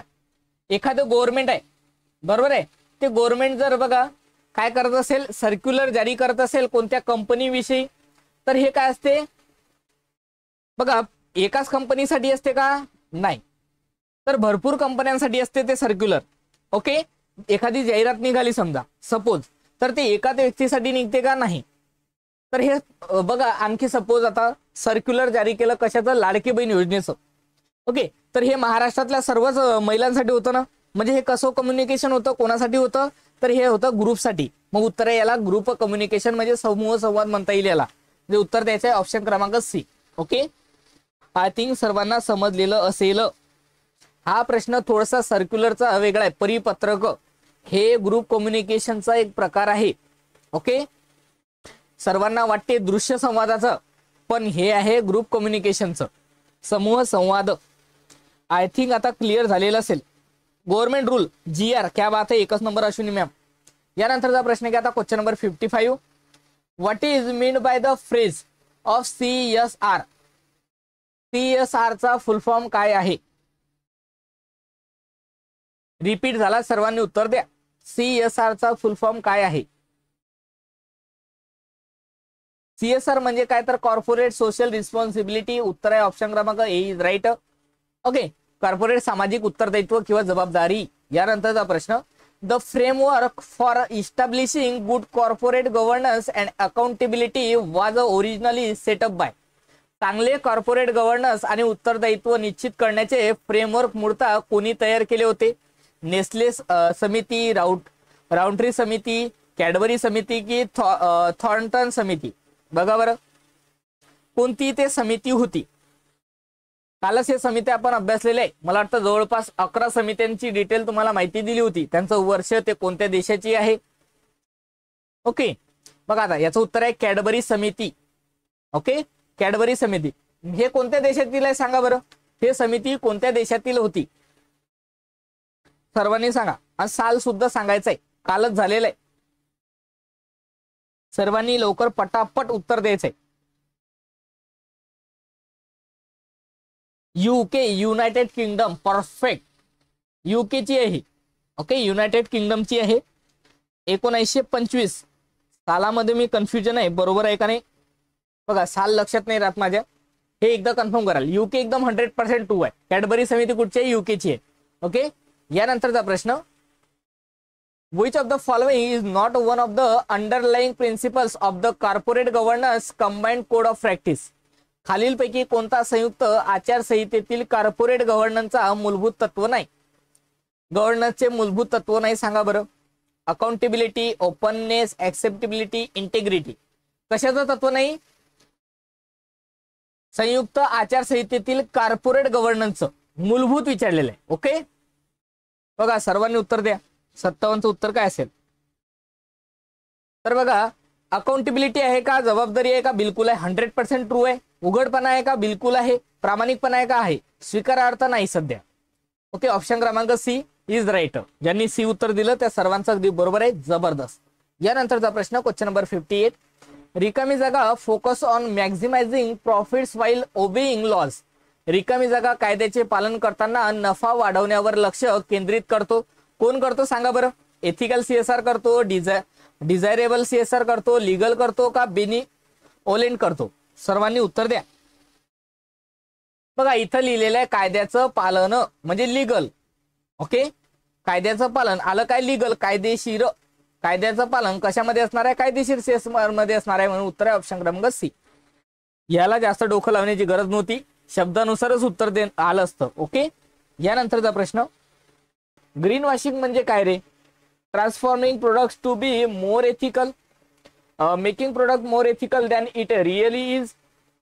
अधिक नैतिक वाटेल असे दाखवणे, converting company to green production methods, convincing customers to buy ethically. सर्वांनी आन्सर द्यायचा आहे. जेवढे विद्यार्थी लाईव्ह आहेत सर्वांनी. थोडस लेक्चर स्टार्ट करायला उशीर झाला, त्याबद्दल मनापासून सॉरी. ओके, बी म्हणताय, सी म्हणताय, सर्वांनी आन्सर करा.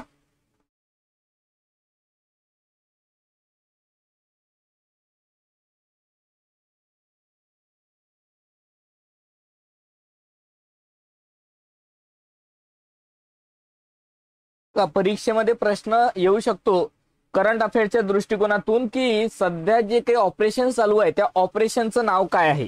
ओके, तर आपल्याला बघा, काहीही असो, कुठल्याही प्रकारची घडामोडी जर झाली तर ते आपल्याला लक्षात ठेवावे लागते. तर सर्वांनी ऑपरेशनचं नाव लक्षात ठेवा. सर्वांनी कमेंट बॉक्समध्ये सांगायचंय. सध्या माननीय पंतप्रधान नरेंद्र मोदीजी यांनी जे काही ऍक्शन घेतलेली आहे, ओके, जबरदस्त ऍक्शन घेतलेली आहे, त्यांच्या कार्याला सलाम आहे.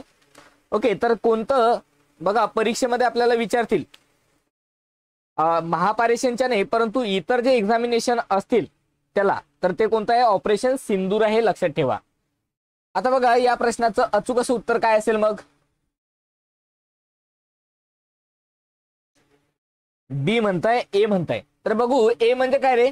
ग्रीन वॉशिंग म्हणजे काय?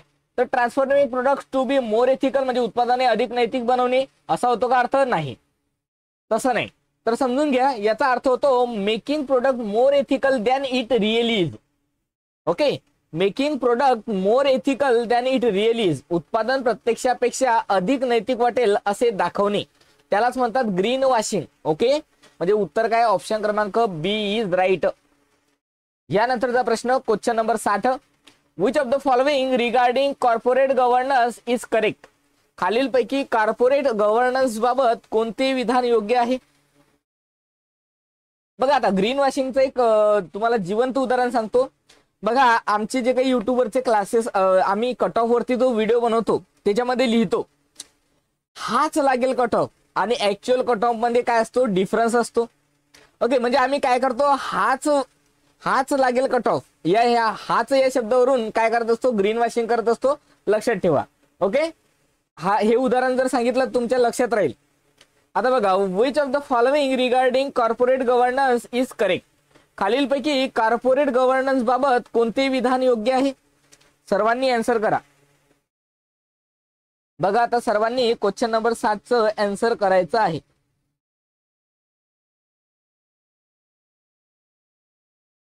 बघा इथं ऑप्शन क्रमांक ई सुद्धा आहे. ओके, ए आणि सी दोन्ही बरोबर आहेत. ओके, ए आणि सी काय तर दोन्ही बरोबर आहेत. ठीक आहे, ए आणि सी यांच्या काय दोन्ही बरोबर आहे. कोणकोणतं, पहिलं corporate governance can temper growth, corporate governance वाढीवरती मर्यादा आणू शकतो, आणि C corporate governance often results in prompt and effective decisions making, म्हणजे कॉर्पोरेट गव्हर्नन्स सहसा जलद आणि प्रभावी निर्णय घेण्यास मदत करतो. यानंतरचा प्रश्न बघा 61 नंबरचा, the corporate governance structure of a company reflects the individual companies.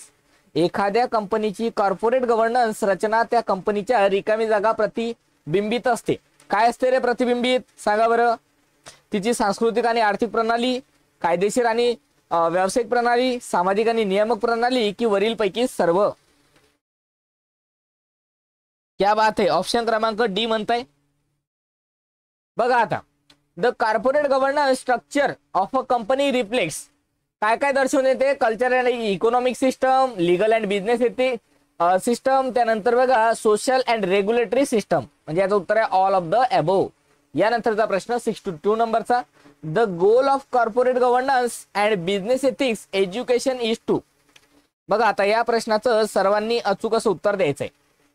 The goal of corporate governance and business ethics is education is to.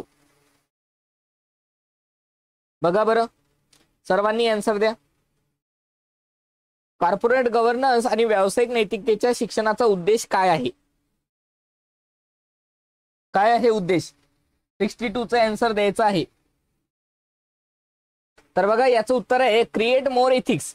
काय आहे, create more ethics standards by which corporate professionals must operate.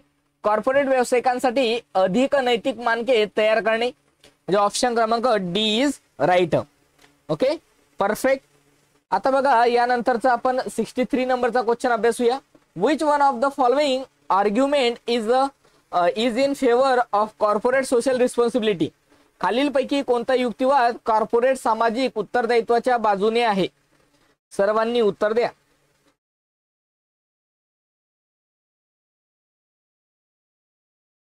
जेवढे विद्यार्थी live आहे सर्वांनी like करा आणि सर्वांनीच उत्तर देण्याचा प्रयत्न करायचा आहे. 63चं काय असेल.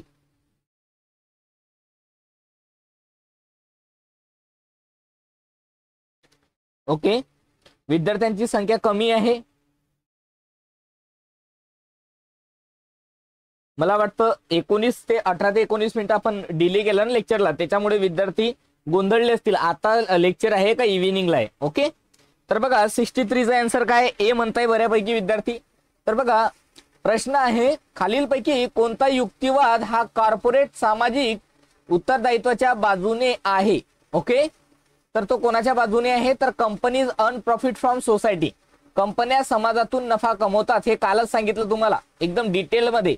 ओके, यानंतरचा प्रश्न, the extent to which group members are attracted to their group is known as. बघा आता गटातील सदस्य त्यांच्या गटाकडे कितपत आकृष्ट होतात याला काय म्हणतात. बघा जेवढे आकृष्ट होतात त्याला काय म्हणतात, त्याला एंटिएटिव्हिटी म्हणतात, म्हणजे घटकरूपता म्हणतात, एकत्रीपणा म्हणतात की परस्पर संलग्नता म्हणतात की साम्य म्हणतात? बघा आता, गटातील सदस्य त्यांच्या गटाकडे कितपत आकृष्ट होतात याला काय म्हणतात? बघा आता, याला म्हणतात एकत्रितपणा. ओके, आकृष्ट होणे म्हणजे काय रे, तर एकत्रित किती येतात, कोहिसिव्हनेस. ओके, म्हणजे उत्तर आहे ऑप्शन क्रमांक बी. ज्यांनी बी दिलं त्या सर्वांचं अगदी करेक्ट आहे, जबरदस्त. यानंतरचा प्रश्न घ्या 65 नंबरचा. Group dynamics are the processes, रिकामी जागा. गटातील गती म्हणजे त्या प्रक्रिया आहेत ज्या रिकामी जागा. The occurs between group members within a group, गटातील सदस्यांमध्ये घडतात. बाय विच ग्रुप्स बिकम कोहिसिव्ह, म्हणजे ज्यामुळे गट एकसंथ बनतो. By which groups determine membership, म्हणजे ज्याद्वारे गट सदस्यता ठरवतो. आणि by which groups terminate membership, म्हणजे ज्याद्वारे गट सदस्यता संपवतो. काय असेल या प्रश्नाचं अचूक असं उत्तर? बी म्हणताय. तर बघा, याचं बी उत्तर नसून ए आहे. बाय विच ग्रुप्स बिकम कोहिसिव्ह, ज्यामुळे गट एकसंध बनतो, त्यालाच ग्रुप डायनामिक्स म्हणतात. ओके, समजून घ्या. याचं उत्तर काय मग? ऑप्शन क्रमांक बी. ज्यामुळे गट एकसंध होतो म्हणजे एका जीवाने काम करायला लागतो, त्यावेळेस बघा गटामध्ये काय होते, गती प्राप्त होते. ओके, म्हणजे ऑप्शन क्रमांक बी इज राईट. यानंतरचा प्रश्न, what are the 4 stages that a teams typically go through. बघा आता, संघ सामान्यतः कोणत्या 4 टप्प्यातून जातो? ते टप्पे तुम्हाला सांगायचं आहे. Forming, storming, norming, excelling. Confirming, storming, norming and performing. Forming, storming, ignoring and performing. Forming, storming, norming आणि परफॉर्मिंग. बघा, कोणताही जो संघ आहे त्याची अगोदर काय होते, रचना होते ना, काय होते, फॉर्मिंग होते. मग बघा, जिथं फॉर्मिंग असेल ते आपलं उत्तर म्हणजे ऑप्शन क्रमांक बी गेला. अगोदर काय होते, रचना होते. मग काय होते, बघा आता, ग्रुप तयार झाला, एका मताचे व्यक्ती असतात का? नाही. तर त्याच्यामध्ये काय होऊ शकतो, संघर्ष. बरोबर आहे, संघर्ष निर्माण होतो. त्यानंतर काहीतरी नियम ठरवले जातात आणि शेवटी त्या कार्याला जो काही ग्रुप असतो ज्याच्यासाठी तो फॉर्म झाला ते कार्य सुरू होते. म्हणजे याचं उत्तर काय असेल? ऑप्शन क्रमांक डी. फॉर्मिंग, स्टॉर्मिंग, नॉर्मिंग आणि परफॉर्मिंग. ओके, यानंतरचा प्रश्न घ्या आता. डी सर्वांचं अगदी करेक्ट आहे, जबरदस्त. यानंतर बघा आता, हे टोटल 5 स्टेजेस आहेत. ओके, इथं किती आहेत? 4च दाखवलेले, बरोबर आहे. पण आता बघा याच्यामध्ये चेंज झालेले आहे. आजच्या काळामध्ये एकूण टप्पे जे आहेत ते आहेत 5. Okay, 5 stages of group development. कोणकोणते? पहिलं आहे फॉर्मिंग. 1 मिनिट. पहिलं कोणतं आहे? फॉर्मिंग आहे. त्यानंतर आहे स्टॉर्मिंग, त्यानंतर आहे नॉर्मिंग, त्यानंतर परफॉर्मिंग आणि ऍडजर्निंग. ओके, शेवटचं कोणतं आहे? ऍडजर्निंग आहे, लक्षात ठेवा. याची थीम काय फॉर्मिंगची? तर अवेअरनेस आहे. इश्यू कोणता असतो याच्यामध्ये? इन्क्लुजन असते. त्यानंतर बघा, स्टॉर्मिंग मध्ये कॉन्फ्लिक्ट असते थीम आणि इश्यू असतो कंट्रोल. यावरती प्रश्न येऊ शकतो, म्हणून काळजीपूर्वक याचा स्क्रीनशॉट काढून घ्या आणि रीड करा. ओके, बघा आता, ऍडजर्निंग म्हणजे काय? तर बघा, कम्प्लिशन होणे. ओके, आता बघा, during which team development stage do team members defer decision to their leader. बघा, कोणता असा संघ विकासाचा टप्पा आहे ज्यामध्ये सदस्य निर्णय नेत्यावरती थोपवत असतात. ओके, म्हणजे जो काही त्यांचा नेता असतो त्यांचा ऐकत नाही, तर जे लीडरलाच ते काय करतात, निर्णय सोपवत असतात. ओके, मग अशी कोणती स्टेज आहे? ते फॉर्मिंगची आहे, स्टॉर्मिंगची आहे, परफॉर्मिंगची आहे का नॉर्मिंगची आहे? ओके, बघा आता कालच्या लेक्चरमध्ये हे थोडक्यामध्ये तुम्हाला सांगितलं होतं मी. एखादी संस्था किंवा काही स्थापन करायची असेल तर अगोदर काय होते? फॉर्मिंग होते. ओके, डी म्हणताय. नॉर्मिंग म्हणजे नियमितता. बघा आता, कोणत्या संघ विकासाच्या टप्प्यात सदस्य निर्णय नेत्यावरती सोपवतात? तर बघा, तो टप्पा आहे संघर्षाचा. यामध्ये काय होते? लीडरचं ऐकतात का? नाही. लीडरला सांगतात की असं नाही, असंच पाहिजे. मग ते जे स्टेज असते ते असते स्टॉर्मिंग. ओके, पहिली असते फॉर्मिंग आणि दुसरी असते स्टॉर्मिंग. याचं उत्तर काय मग? स्टॉर्मिंग. ओके, यानंतरचा प्रश्न घ्या आता. प्रश्न समजला ना सर्वांना? आता 68 नंबरचा प्रश्न घ्या. During which team development stage do team members give each other feedback and share thoughts and ideas. कोणत्या संघ विकासाच्या टप्प्यात सदस्य एकमेकांना अभिप्राय देतात व विचार शेअर करतात? अभिप्राय देणे आता आणि विचार सुद्धा शेअर करणे आहे. बघा, मग कधी करतात? बघा, रचनेमध्ये तर फक्त रचना होती. स्टॉर्मिंग मध्ये फक्त काय होते, संघर्ष होते, एकमेकाचे विचार पटत नाही. ओके, लीडरलाच जे काही त्यांच्या खालचे व्यक्ती असतात ते समजावून सांगतात. ओके, परफॉर्मिंग केव्हा होते, नॉर्मिंगच्या नंतर.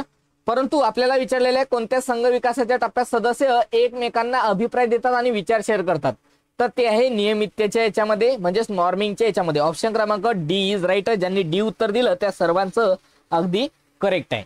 यानंतरचा प्रश्न घ्या आता. What type of group should you form if your organization is looking to solve the specific problems of organizing electronic information system? जर तुमचा संस्थात्मक उद्देश इलेक्ट्रॉनिक माहिती प्रणाली संघटित करणे असेल तर कोणता गट तयार करावा? स्वारस्य गट, रेषात्मक घटक, ग्रुप, आदेश गट की विशिष्ट कार्यगट? सर्वांनी आन्सर करा. 69 नंबरच्या प्रश्नाचं उत्तर काय असेल बघा आता. काय असेल? 4. ऑप्शन क्रमांक 4 टास्क फोर्स, विशिष्ट कार्यगट. ओके, टास्क फोर्स म्हणजेच विशिष्ट कार्यगट. ऑप्शन क्रमांक डी इज राईट. यानंतरचा प्रश्न 70 नंबरचा. When a group attends meetings that develop each members collective knowledge to build a shared mental representation of their work, what are they developing? जेव्हा गट सामूहिक ज्ञानवृद्धीसाठी बैठक घेतो आणि कामाचे सामायिक मानसिक चित्र तयार करतो तेव्हा ते काय विकसित करत असतात सांगा? एनसीटीव्हीटी,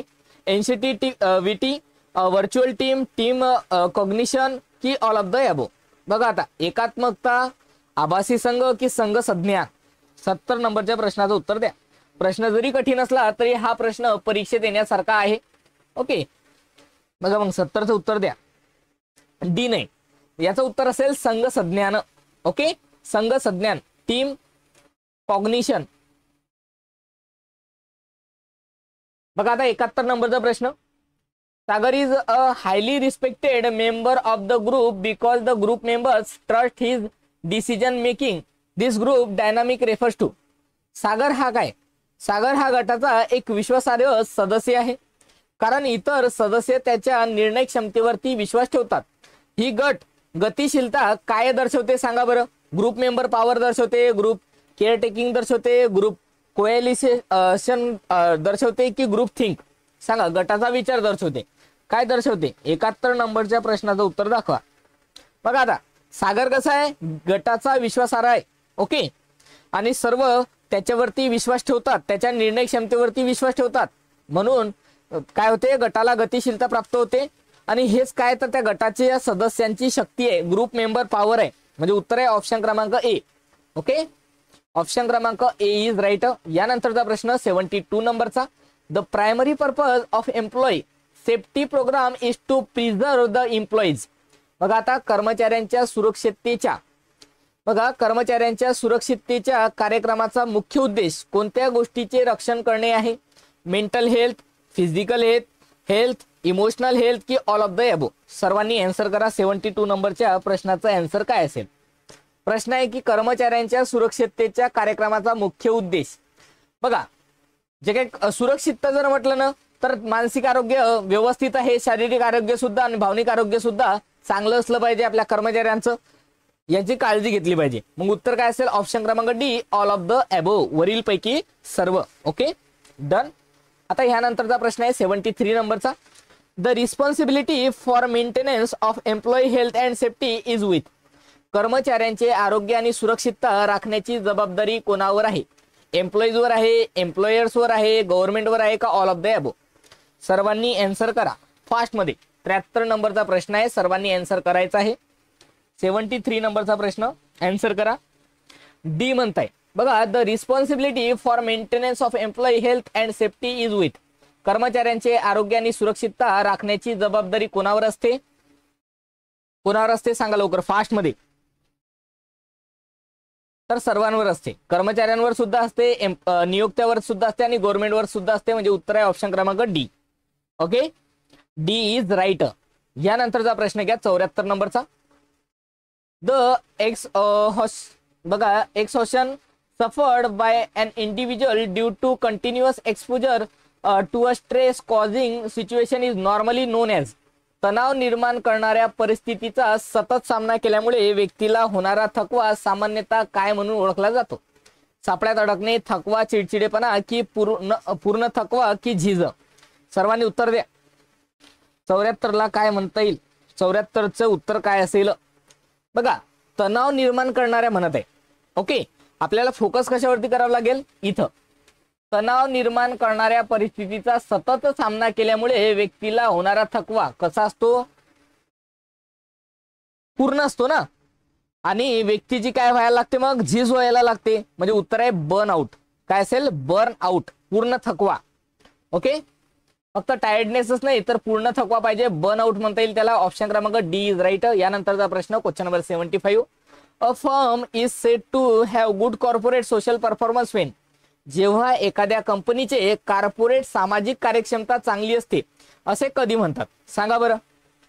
एखाद्या कंपनीची कॉर्पोरेट सामाजिक कार्यक्षमता ही चांगली आहे असं कधी म्हणतात? बघा, सर्वांनी उत्तर द्या. 75 नंबरच्या प्रश्नाचं काय असेल? बघा, आता आपण मी तुम्हाला एक गोष्ट सांगली होती, जे स्टॅक होल्डर्स असतात ना. बघा, जे स्टॅक होल्डर्स म्हणजे काय रे? तर हितधारक. हितधारक हे कंपनी बंद परिणाम करणारा घटक आहे ना. जर बघा ते जर चांगलं असेल तर आपण त्याची सामाजिक कार्यक्षमता चांगली आहे एखाद्या कंपनीची असं म्हणू शकतो. मग ऑप्शन मध्ये बघा स्टॅक होल्डर्स कुठे? तर मला इथं ऑप्शन क्रमांक डी मध्ये दिसून येत आहे स्टेक होल्डर्स. बघा इथे आहे, stakeholders are satisfied with its level of social responsibility. Okay, बघा, हितधारक जर कंपनीच्या सामाजिक जबाबदारीच्या पातळीवरती जर समाधानी असतील तर आपण त्या कंपनीला काय म्हणू शकतो? कॉर्पोरेट सामाजिक कार्यक्षमता चांगली असलेली कंपनी. ओके, यानंतरचा प्रश्न घ्या आता 76 नंबरचा. सर्वांनी आन्सर करा. बघा, सुप्रिया मॅम आपलं उत्तर बरोबर आहे. ओके, आपला ह्या पीडीएफ मधील एकही प्रश्न चुकीचा नाहीये, सर्व बरोबरच आहे. ओके, बघा आता 76 नंबरच्या प्रश्नाचं उत्तर द्या. एकही प्रश्न चुकीचा नाहीये. मी तुम्हाला स्टॅम्प पेपरवर लिहून देतो, कारण की एकदम डिटेल मध्ये आणि एकदम यावरती मी विशेष असं लक्ष देऊन ही नोट्स काढलेली आहे. ओके, 76 नंबरच्या प्रश्नाचं उत्तर द्या. आता काय असेल?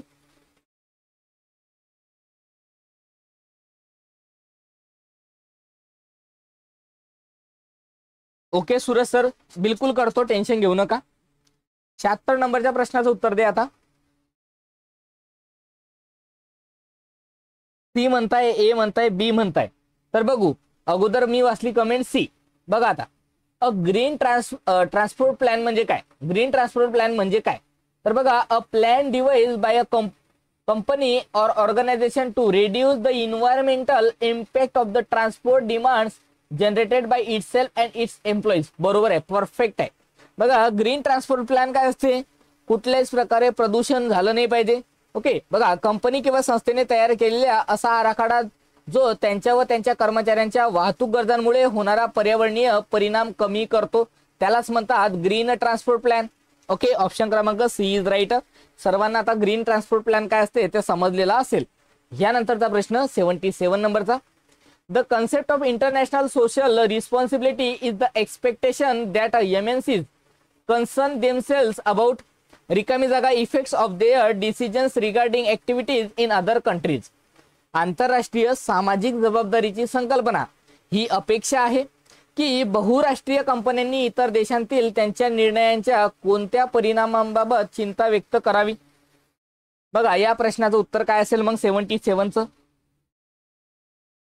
डी म्हणताय अनिता मॅम. तर बघा, डी आहे का? बघा, इथं लिहिलेलं आहे आंतरराष्ट्रीय सामाजिक जबाबदारीची संकल्पना ही अपेक्षा आहे की बहुराष्ट्रीय कंपन्यांनी इतर देशांतील त्यांच्या निर्णयांच्या कोणत्या परिणामांबाबत चिंता करावी. तर बघा, सामाजिक आणि आर्थिक बरोबर आहे. ओके, म्हणजे डी इज बरोबर. सोशल अँड इकॉनॉमिक या दोन्ही गोष्टीचा विचार करायला पाहिजे, चिंता करायला पाहिजे. यानंतरचा प्रश्न 78 नंबरचा. Duplicate sustainable development focuses on more use of. बघा, शाश्वत विकासाचा भर कोणत्या गोष्टींचा अधिक वापरावरती असतो? बघा आता, sustainable development focuses on more use of. सर्वांनी उत्तर द्या. कशावरती असते? शाश्वत विकास हा नवीनकरणीय साधनाचा वापर करते, म्हणजे रिन्युएबल सोर्सेस रिसोर्सेस जे असतात त्यांचा वापर करते ना. शाश्वत विकासाचा भर याच गोष्टींवरती अधिक असतो, म्हणजे ऑप्शन क्रमांक ए इज राईट. नवीन काहीतरी तंत्रज्ञान आलं तर त्याचं इम्प्लिमेंटेशन करणं आपल्या बिझनेसमध्ये. ओके, हेच काय सस्टेनेबल डेव्हलपमेंट फोकस करत असते, लक्षात ठेवा. ओके, भर देत असते. 79 नंबरचा प्रश्न, social economic and ecological equity is the necessary condition for achieving. बघा, सामाजिक आर्थिक आणि पर्यावरणीय समता ही कोणती गोष्ट साध्य करण्यासाठी आवश्यक अट आहे. बघा आता 79 नंबरच्या प्रश्नाचं उत्तर द्यायचं आहे सर्वांना. काय असेल प्रश्न वाचा, उत्तर द्या. बघा, सामाजिक आर्थिक आणि पर्यावरणीय समता ही कोणती गोष्ट साध्य करण्यासाठी आवश्यक अट आहे.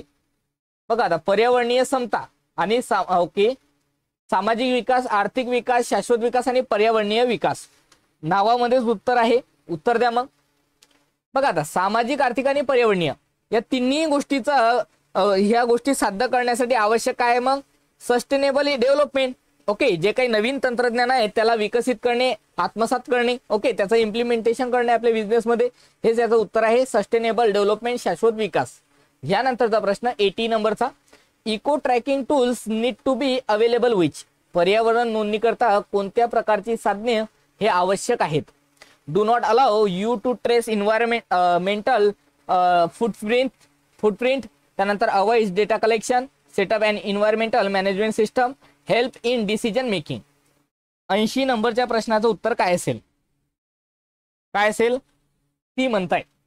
बघा मग याचं उत्तर आहे C, setup and environmental management system, पर्यावरण व्यवस्थापन प्रणाली तयार करणं. ओके, यानंतरचा प्रश्न, who uses the triple bottom line.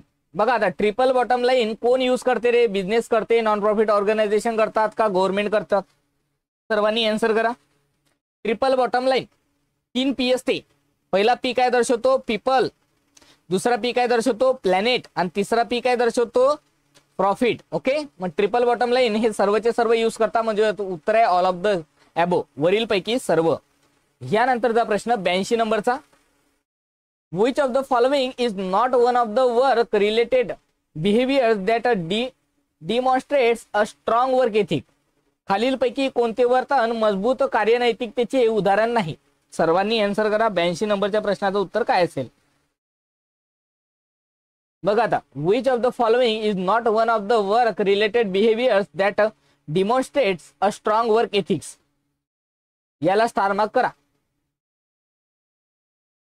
खालीलपैकी कोणतं वर्तन हे मजबूत कार्यनैतिकतेचे उदाहरण नाही. कोणतं नाही, पहिलं अवांछनीय कामे स्वीकारत नाहीत, हेच आहे मग. ओके, हेच उदाहरण नाही. ठीक आहे, do not accept undesirable assignments, हे आहे का नाही. यानंतरचा प्रश्न घ्या 83 नंबरचा, with reference to corporate social responsibility म्हणजे CSR rules in India, which of the following statement is not a correct. भारतामधील CSR नियमानुसार खालीलपैकी कोणतं विधान बरोबर नाही. तर बघा CSR म्हणजे काय रे, तर कॉर्पोरेट सोशल रिस्पॉन्सिबिलिटी, हे सर्वांना माहिती असेल. तर बघा कोणतं बरोबर नाही विधान याच्या संदर्भामध्ये ते तुम्हाला सांगायचं आहे. सांगा मग फास्ट मध्ये. बी म्हणताय. बघू मग आता बी. बघा आता पहिलं काय, CSR rules specify that expenditures that benefit the company directly or its employees will not be considered as CSR activities.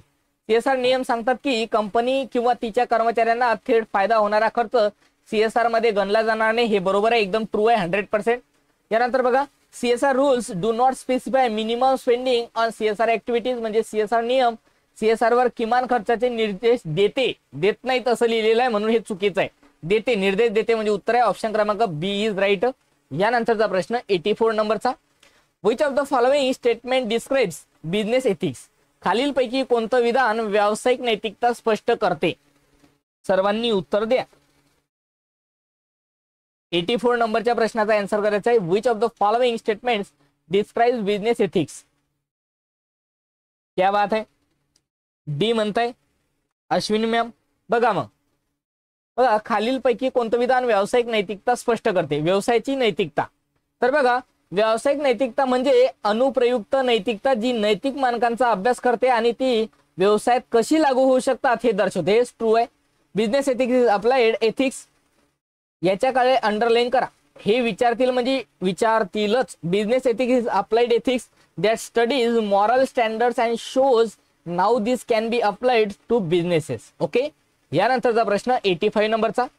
Which of the following does not contribute to the development of a manager standards of ethics? खालीलपैकी कोणता घटक व्यवस्थापकाच्या नैतिक मानकांच्या विकासास हातभार लावत नाही? Competitor behaviours, societies norms and values, individual life experience, environmental situations. बघा आता 85 नंबरच्या प्रश्नाचं उत्तर द्या. काय असेल या प्रश्नाचं अचूक असं उत्तर? तर याचं उत्तर आहे ऑप्शन क्रमांक डी, इन्व्हायरमेंटल सिच्युएशन म्हणजे परिस्थितीजन्य घटक. Okay, D is right. नाही, चुकलं. बघा प्रश्न काय आहे, खालीलपैकी कोणता घटक व्यवस्थापकाच्या नैतिक मानकांच्या विकासास हातभार लावते? बघा आता नैतिक विकासास हातभार लावते, परिस्थिती नसते. याचं उत्तर असेल कॉम्पिटिटर बिहेवियर, स्पर्धकांचे वर्तन. ऑप्शन क्रमांक ए इज राईट. ओके, थोडं चुकलं माझं, करेक्ट करून घ्या. यानंतरचा प्रश्न घ्या 86 नंबरचा. Section 135(1) of the companies act 2013 is applicable to every company registered under the act with net profit exceeding रिकामी जागा in any financial year. Company कायदा 2013च्या कलम 135(1) नुसार कोणत्याही आर्थिक वर्षात निव्वळ नफा रिकामी जागापेक्षा जास्त असलेल्या प्रत्येक कंपनीवरती नियम लागू होतो. किती रुपयापेक्षा जास्त सांगा बरं? कालच झालं आपलं हे. ओके, जेवढे विद्यार्थी लाईव्ह आहे हे आपलं कालच झालेलं आहे. तुम्हाला 3 गोष्टी लक्षात सांगितल्या होत्या मी. ओके, त्यातीलच याचं उत्तर द्यायचं आहे. मग किती? 5 कोटी. किती? 5 करोड. कुठे आहे? ऑप्शन क्रमांक ए मध्ये आहे 5 करोड. ओके, डिटेलमध्ये कालचं जे सेशन झालेलं आहे ते बघूनच घ्या. ओके, तोपर्यंत ह्या गोष्टी तुमच्या क्लिअर होतील नाही. बघा यानंतरचा प्रश्न, अ व्हिस्टल ब्लोईंग इज अ. व्हिस्टल ब्लोईंग म्हणजे काय रे? बघा आता व्हिस्टल म्हणजे काय? शिटी. ब्लोईंग म्हणजे हवा मारणे. बघा व्हिस्टल म्हणजे बासरी. बासरीमध्ये तुम्ही बघा ज्यावेळेस फुंक मारता त्यावेळेस काय होते? ब्लो करता त्यावेळेस एक आवाज निर्माण होतो. असा याचा अर्थ होतो का? नाही. व्हिस्टल ब्लोईंग म्हणजे काय? सर्वांनी एकदा सांगा फास्ट मध्ये. व्हिस्टल ब्लोईंग म्हणजे काय? बघा आता, calling the attention of the top management to someone wrong doing, वरिष्ठ व्यवस्थापनाचे लक्ष काही चुकीच्या कृत्यावरती वेधणे. B, a person who publicly complains about concealed misconduct on the part of an organisation म्हणजे संस्थेच्या लपविलेल्या चुकीच्या कृत्यांविषयी सार्वजनिक तक्रार करणारी व्यक्ती. त्याला व्हिस्टल ब्लोईंग म्हणतात का? सर्वांनी उत्तर द्या.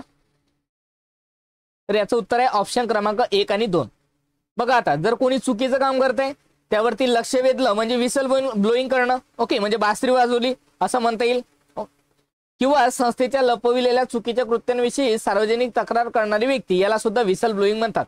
म्हणून उत्तर आहे ऑप्शन क्रमांक सी इज राईट. ठीक आहे, सर्वांचं अगदी करेक्ट आहे, जबरदस्त. यानंतरचा प्रश्न घ्या आता. Sustainable development is based on the following pillars. They are. शाश्वत विकास खालील आधारस्तंभांवरती आधारित आहे. ते म्हणजे काय? सांगा कोणत्या गोष्टीवरती आधारित आहे? सस्टेनेबल डेव्हलपमेंट म्हणजे शाश्वत विकास. इकॉनॉमिक वरती आहे, सोशल वरती आहे, इन्व्हायरमेंटल वरती आहे की all of the above? Simple प्रश्न आहे, सर्वांना माहिती असलं पाहिजे. आर्थिक गोष्टीवरती सुद्धा आहे, सामाजिक सुद्धा आणि पर्यावरणीय सुद्धा आहे. म्हणजे उत्तर आहे all of the above. Option क्रमांक डी इज राईट. यानंतरचा प्रश्न 89 नंबरचा. With respect to essentials of communication which of the following statement is incorrect. बघा आता तुम्हाला चुकीचं विधान ओळखायचं आहे. कशाच्या संदर्भामध्ये? तर संवादाच्या आवश्यक बाबीबाबत. ओके, संवादाच्या आवश्यक बाबीबाबत चुकीचं विधान कोणतं सांगा. 89 नंबरचा प्रश्न आहे. एक एक गोष्ट आपण आता वाचत चलू. बघा आता, संवाद म्हणजे काय? तर कम्युनिकेशन. बघा आता, त्याला संप्रेषण सुद्धा म्हणतात. बघा, communication is essential in all kinds of organization and at all levels of management. बिलकुल 100% ट्रू आहे. ओके, आपल्याला इनकरेक्ट पाहिजे. पण बघा, सर्व प्रकारच्या संस्थांमध्ये आणि व्यवस्थापनाच्या सर्व स्तरांवरती संवाद हा आवश्यक असतो. ओके, संवाद जर झाला नसता तर बिझनेस चालला असता का? बिलकुल नाही. दुसरं बघा statement, communication will be effective if both the sender and the receiver are aware of the goal of communication and there is congruence of their goals. म्हणजे समजून घ्या, आता मी तुम्हाला शिकवत आहे आणि तुम्ही ऐकत आहे. ओके, माझं शिकवत असताना लक्ष नसलं किंवा तुमचं ऐकत असताना किंवा शिकताना जर लक्ष नाही असलं तर ते कम्युनिकेशन प्रभावी ठरेल का? बिलकुल नाही. त्यासाठी सुसंगती असणे गरजेचं आहे. हे सुद्धा मग काय ट्रू आहे. ओके, म्हणजे बघा, संवाद प्रभावी ठरतो जेव्हा प्रेषक आणि प्राप्तकर्ता दोघीही उद्दिष्ट जाणून असतात आणि त्यांच्या उद्दिष्टांमध्ये ते कसे असतात, सुसंगत असतात. आपल्या दोघांचा उद्देश काय आहे? महापारेषणची एक्झाम जास्तीत जास्त विद्यार्थ्यांनी क्वालिफाय करणे. ओके, आता तिसरं बघा, communication is not regarded as an interdisciplinary science. बघा, हे चुकीचं आहे. की काय म्हणते बघा, संवादाला आंतरशाखीय विज्ञान मानले जात नाही, मानले जाते. Okay, communication is a science. बोलण्याची स्किल असते, सायन्स असते. ओके, मग हे काय चुकीचं आहे, म्हणून उत्तर आहे ऑप्शन क्रमांक सी इज राईट. 89चं काय कराल मग? सी कराल. ओके, यानंतरचा प्रश्न घ्या आता 90 नंबरचा.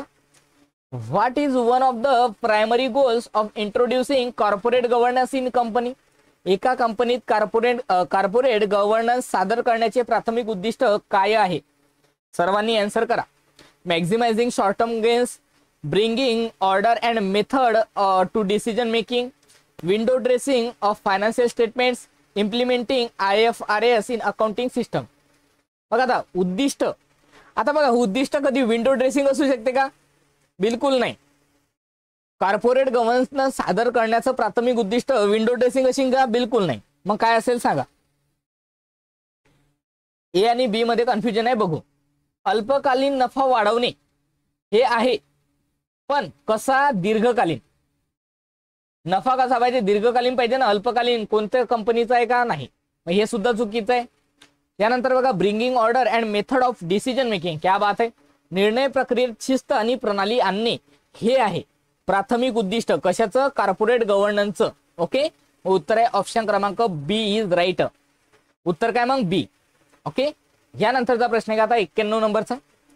How does corporate governance help in exposing unethical policies or mismanagement in a company? Corporate governance कंपनीतील अनैतिक धोरणे किंवा अकार्यक्षम व्यवस्थापन उघड करण्यात कशी मदत करते रे? सर्वांनी सांगा फास्ट मध्ये, कशी मदत करते? बी म्हणताय, bye fixing responsibilities and promoting openness. क्या बात आहे, एकच नंबर सर्वांचं अगदी करेक्ट आहे. जबरदस्त. बघा आता उघड करण्यात कशी मदत करते तर याशी, bye fixing responsibilities and promoting openness, म्हणजे जबाबदाऱ्या निश्चित करून त्यामध्ये काय करते? पारदर्शकता वाढवते. ओके, याचं उत्तर आहे मग ऑप्शन क्रमांक बी. डन. यानंतरचा प्रश्न 92 नंबरचा. What is the triple bottom line approach CSR in CSR? बघा, CSR मध्ये ट्रिपल बॉटम लाईन अप्रोच म्हणजे काय? हा प्रश्न रिपीट झाला, सर्वांनी उत्तर द्या. बघा आता 3 P सांगाल तर पहिलं P पीपल, दुसरं P प्लॅनेट, तिसरं P प्लांट नाही तर काय? Profit. Focus on people, planet and profit. लोक, पृथ्वी व नफा यावरती लक्ष केंद्रित करणे. ऑप्शन क्रमांक C is right. Okay, done. यानंतरचा प्रश्न आता 93 नंबरचा बघूया. An organization's obligation to act to protect and improve society's welfare as well as its own interest is referred to as. संस्थेचे समाजाच्या कल्याणाचे रक्षण आणि सुधारणा तसेच स्वतःच्या हितासाठी कार्य करण्याचे कर्तव्य यास आपण काय म्हणतो? सांगा बरं सर्वांनी, काय म्हणतो रे आपण त्याला? बघा, संस्थेचे समाजाच्या कल्याणाचे रक्षण आणि त्यामध्ये सुधारणा तसेच स्वतःच्या हितासाठी कार्य करणे हे जे कर्तव्य आहे याला काय म्हणत असतो तर आपण म्हणतो संस्थात्मक सामाजिक जबाबदारी, organisational social responsibility. Okay, organisational म्हणजे बघा इथं लिहिलं होतं त्यांनी स्वतःच्या हितासाठी. ओके, याची काय असेल? संस्था असेल ना, मग ऑर्गनायझेशनल. इथं लिहिलं समाजाचं कल्याण म्हणजे सोशल. ओके, रिस्पॉन्सिबिलिटी जबाबदारी आहे म्हणून उत्तर आहे ऑप्शन क्रमांक A is right. Done. I think सर्वांना समजलं असेल. यानंतरचा प्रश्न question number 94. Ethical behaviour can be influence by. बघा आता नैतिक वर्तनावर प्रभाव टाकणारे घटक कोणते असू शकतात? पहिलं an organisation's culture, B ethical training, C an individual's personality, की ऑल ऑफ द अबो. सर्वांनी या प्रश्नाचं अचूक असं उत्तर द्यायचंय. काय असेल? D all of the above. बघा, ethical behaviour can be influence by, नैतिक वर्तनावर प्रभाव टाकणारे घटक कोणते असू शकतात, तर हे सर्वचे सर्व अँड ऑर्गनायझेशन कल्चर्स म्हणजे संस्थेची संस्कृती, तसेच तिचं नैतिक प्रशिक्षण आणि व्यक्तीचं व्यक्तिमत्व. All of the above is correct. यानंतरचा 95 नंबरचा प्रश्न लक्षात घ्या. Definition of ethics, the principle norms and standards of conduct governing an individual or group focuses on organisation, society, business or conduct. सर्वांनी उत्तर द्या की नीतिशास्त्राची व्याख्या काय सांगते, की व्यक्ती किंवा समूहाच्या वर्तनावरती नियंत्रण ठेवणारे तत्व, नियम आणि मानके यामध्ये मुख्यतः काय विचारण्यात घेतल्या जाते, सांगा बरं. एथिक्सच्या व्याख्येमध्ये, नीतिशास्त्राच्या नीतिमूल्याच्या व्याख्येमध्ये सर्वांनी आन्सर करा. ओके, कंडक्ट म्हणताय तर बघा, मुख्य जो विचार आहे तो त्याच्या वर्तनावर केला जातो, लक्षात ठेवा. ओके, वर्तन, कंडक्ट, म्हणजे याचं उत्तर काय असेल, कंडक्ट. ऑप्शन क्रमांक डी इज राईट, कंडक्ट. यानंतरचा प्रश्न 96 नंबरचा.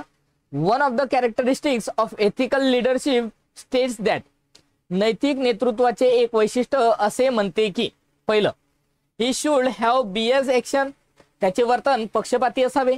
बी, ही शुड हॅव अनबियस ऍक्शन, म्हणजे त्याचे वर्तन निष्पक्ष असावे. सी, गुड बॅकग्राऊंड, म्हणजे चांगली पार्श्वभूमी असावी. आणि डी, हायली एज्युकेटेड, म्हणजे खूप शिकलेला असावा. बघा, आता 96 नंबरच्या प्रश्नाचं उत्तर द्यायचं आहे. 1 मिनिट फक्त. Hello,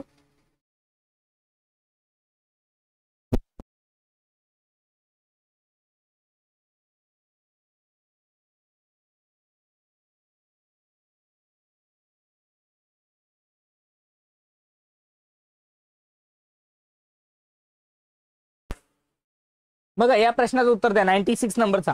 one of the characteristics of ethical leadership states that, नैतिक नेतृत्वाचे एक वैशिष्ट्य असे म्हणते की, काय म्हणते रे, सांगा बरं, काय म्हणते.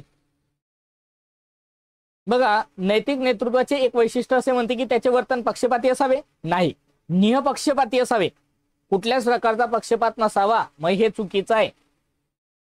दुसरं, ही शुड हॅव अनबियस ऍक्शन, म्हणजे त्याचे वर्तन हे कसं असावं, निष्पक्ष असावं. आता सांगितलं, मग उत्तर काय, ऑप्शन क्रमांक बी इज राईट. कसं पाहिजे, निष्पक्ष. ओके, पक्षपात नाही पाहिजे. हा माझ्या जवळचा आहे तर याच्या बाजून चांगली गोष्ट, तो माझ्या दूरचा आहे, लांबचा आहे तर त्याच्यात म्हणजे विरोधी गोष्ट करणे हे चुकीचं आहे. ओके, यानंतरचा प्रश्न घ्या आता 97 नंबरचा. Human and ethical values or qualities such as courage, vision, social awareness, fearlessness, integrity, pure and clear mind, truth etcetera are subjective subtle and. बघा, आता इथं काहीतरी प्रिंटिंग मिस्टेक झाली असेल. धैर्य, दूरदृष्टी, सामाजिक जाणीव, निडरता, प्रामाणिकपणा, स्वच्छ मन, सत्य इत्यादी मानवी व नैतिक मूल्य किंवा गुणधर्म हे सूक्ष्म आणि कोणत्या स्वरूपाचे असतात, हे कसे असतात, सांगा बरं.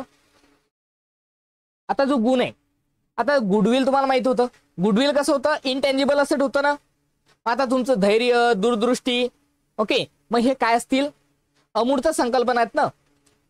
ओके, मग याला काय असेल, ऑप्शन क्रमांक ए, इंटेंजिबल कन्सेप्ट आहे. ऑप्शन क्रमांक A is right, intangible concept. बी वाले थोडक्यामध्ये चुकलेले आहेत, इंटेंजिबल इज करेक्ट. हा व्यक्तिनिष्ठ दृष्टिकोन म्हणणे गरजेचं नाही, सूक्ष्म आणि काय अमूर्त संकल्पना आहे ते. व्याख्या कंप्लीट करा ना. ओके, धैर्य, दूरदृष्टी, सामाजिक जाणीव, निडरता, प्रामाणिकपणा, स्वच्छ मन, सत्य इत्यादी मानवी व नैतिक मूल्य किंवा गुणधर्म हे सूक्ष्म आणि अमूर्त संकल्पना आहेत. ओके, यानंतरचा प्रश्न 98 नंबरचा. Managers today are usually quite sensitive to issues of social responsibility and ethical behaviour because of. आजकाल व्यवस्थापक सामाजिक जबाबदारी व नैतिक वर्तनाच्या मुद्द्यांबाबत संवेदनशील असतात. कारण हितसंबंधित गट, कायदेशीर व शासकीय बाबी, माध्यमांचे कव्हरेज, वरीलपैकी सर्व. 98 नंबरच्या प्रश्नाचं उत्तर द्यायचंय. उत्तर आहे सर्व, all of the above. Okay, यानंतरचा 99 नंबरचा प्रश्न लक्षात घ्या, अतिशय इम्पॉर्टंट आहे. Which of the following would most effectively act as the primary objective of a business organisation. खालीलपैकी कोणतं उद्दिष्ट हे व्यवसाय संस्थेचे प्रमुख उद्दिष्ट म्हणून सर्वाधिक प्रभावी ठरते, आन्सर करा फास्ट मध्ये.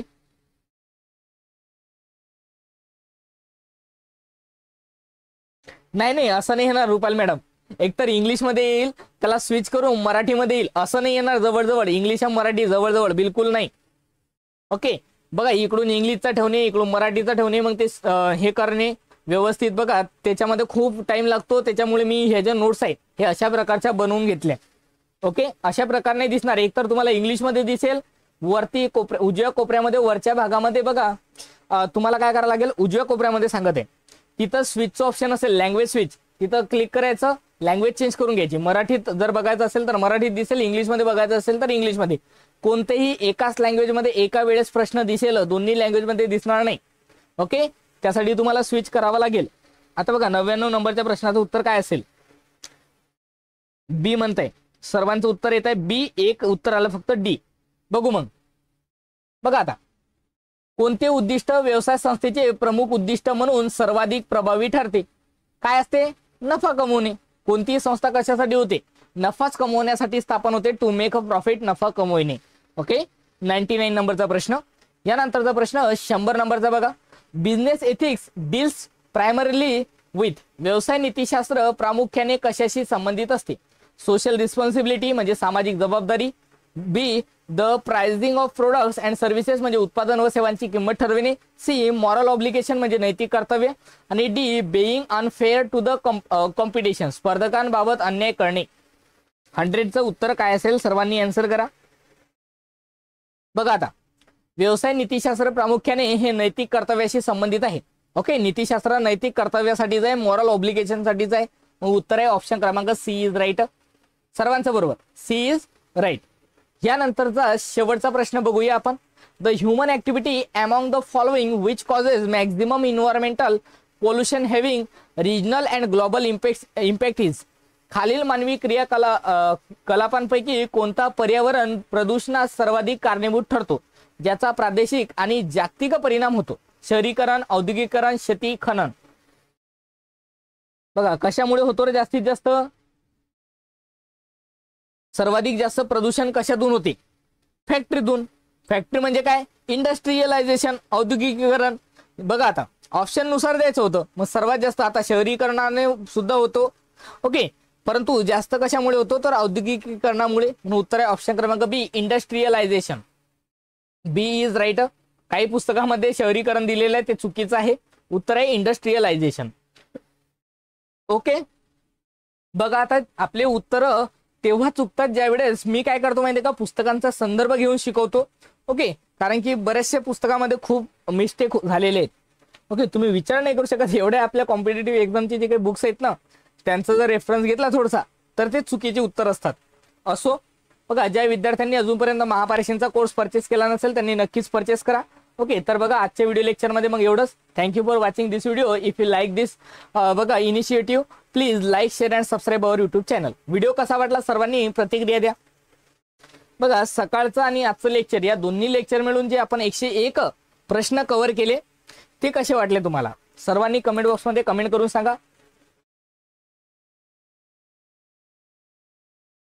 थँक्यू सर्वांना, खूप छान धन्यवाद. Nishika Chopde ma'am, nice, thank you Anita ma'am.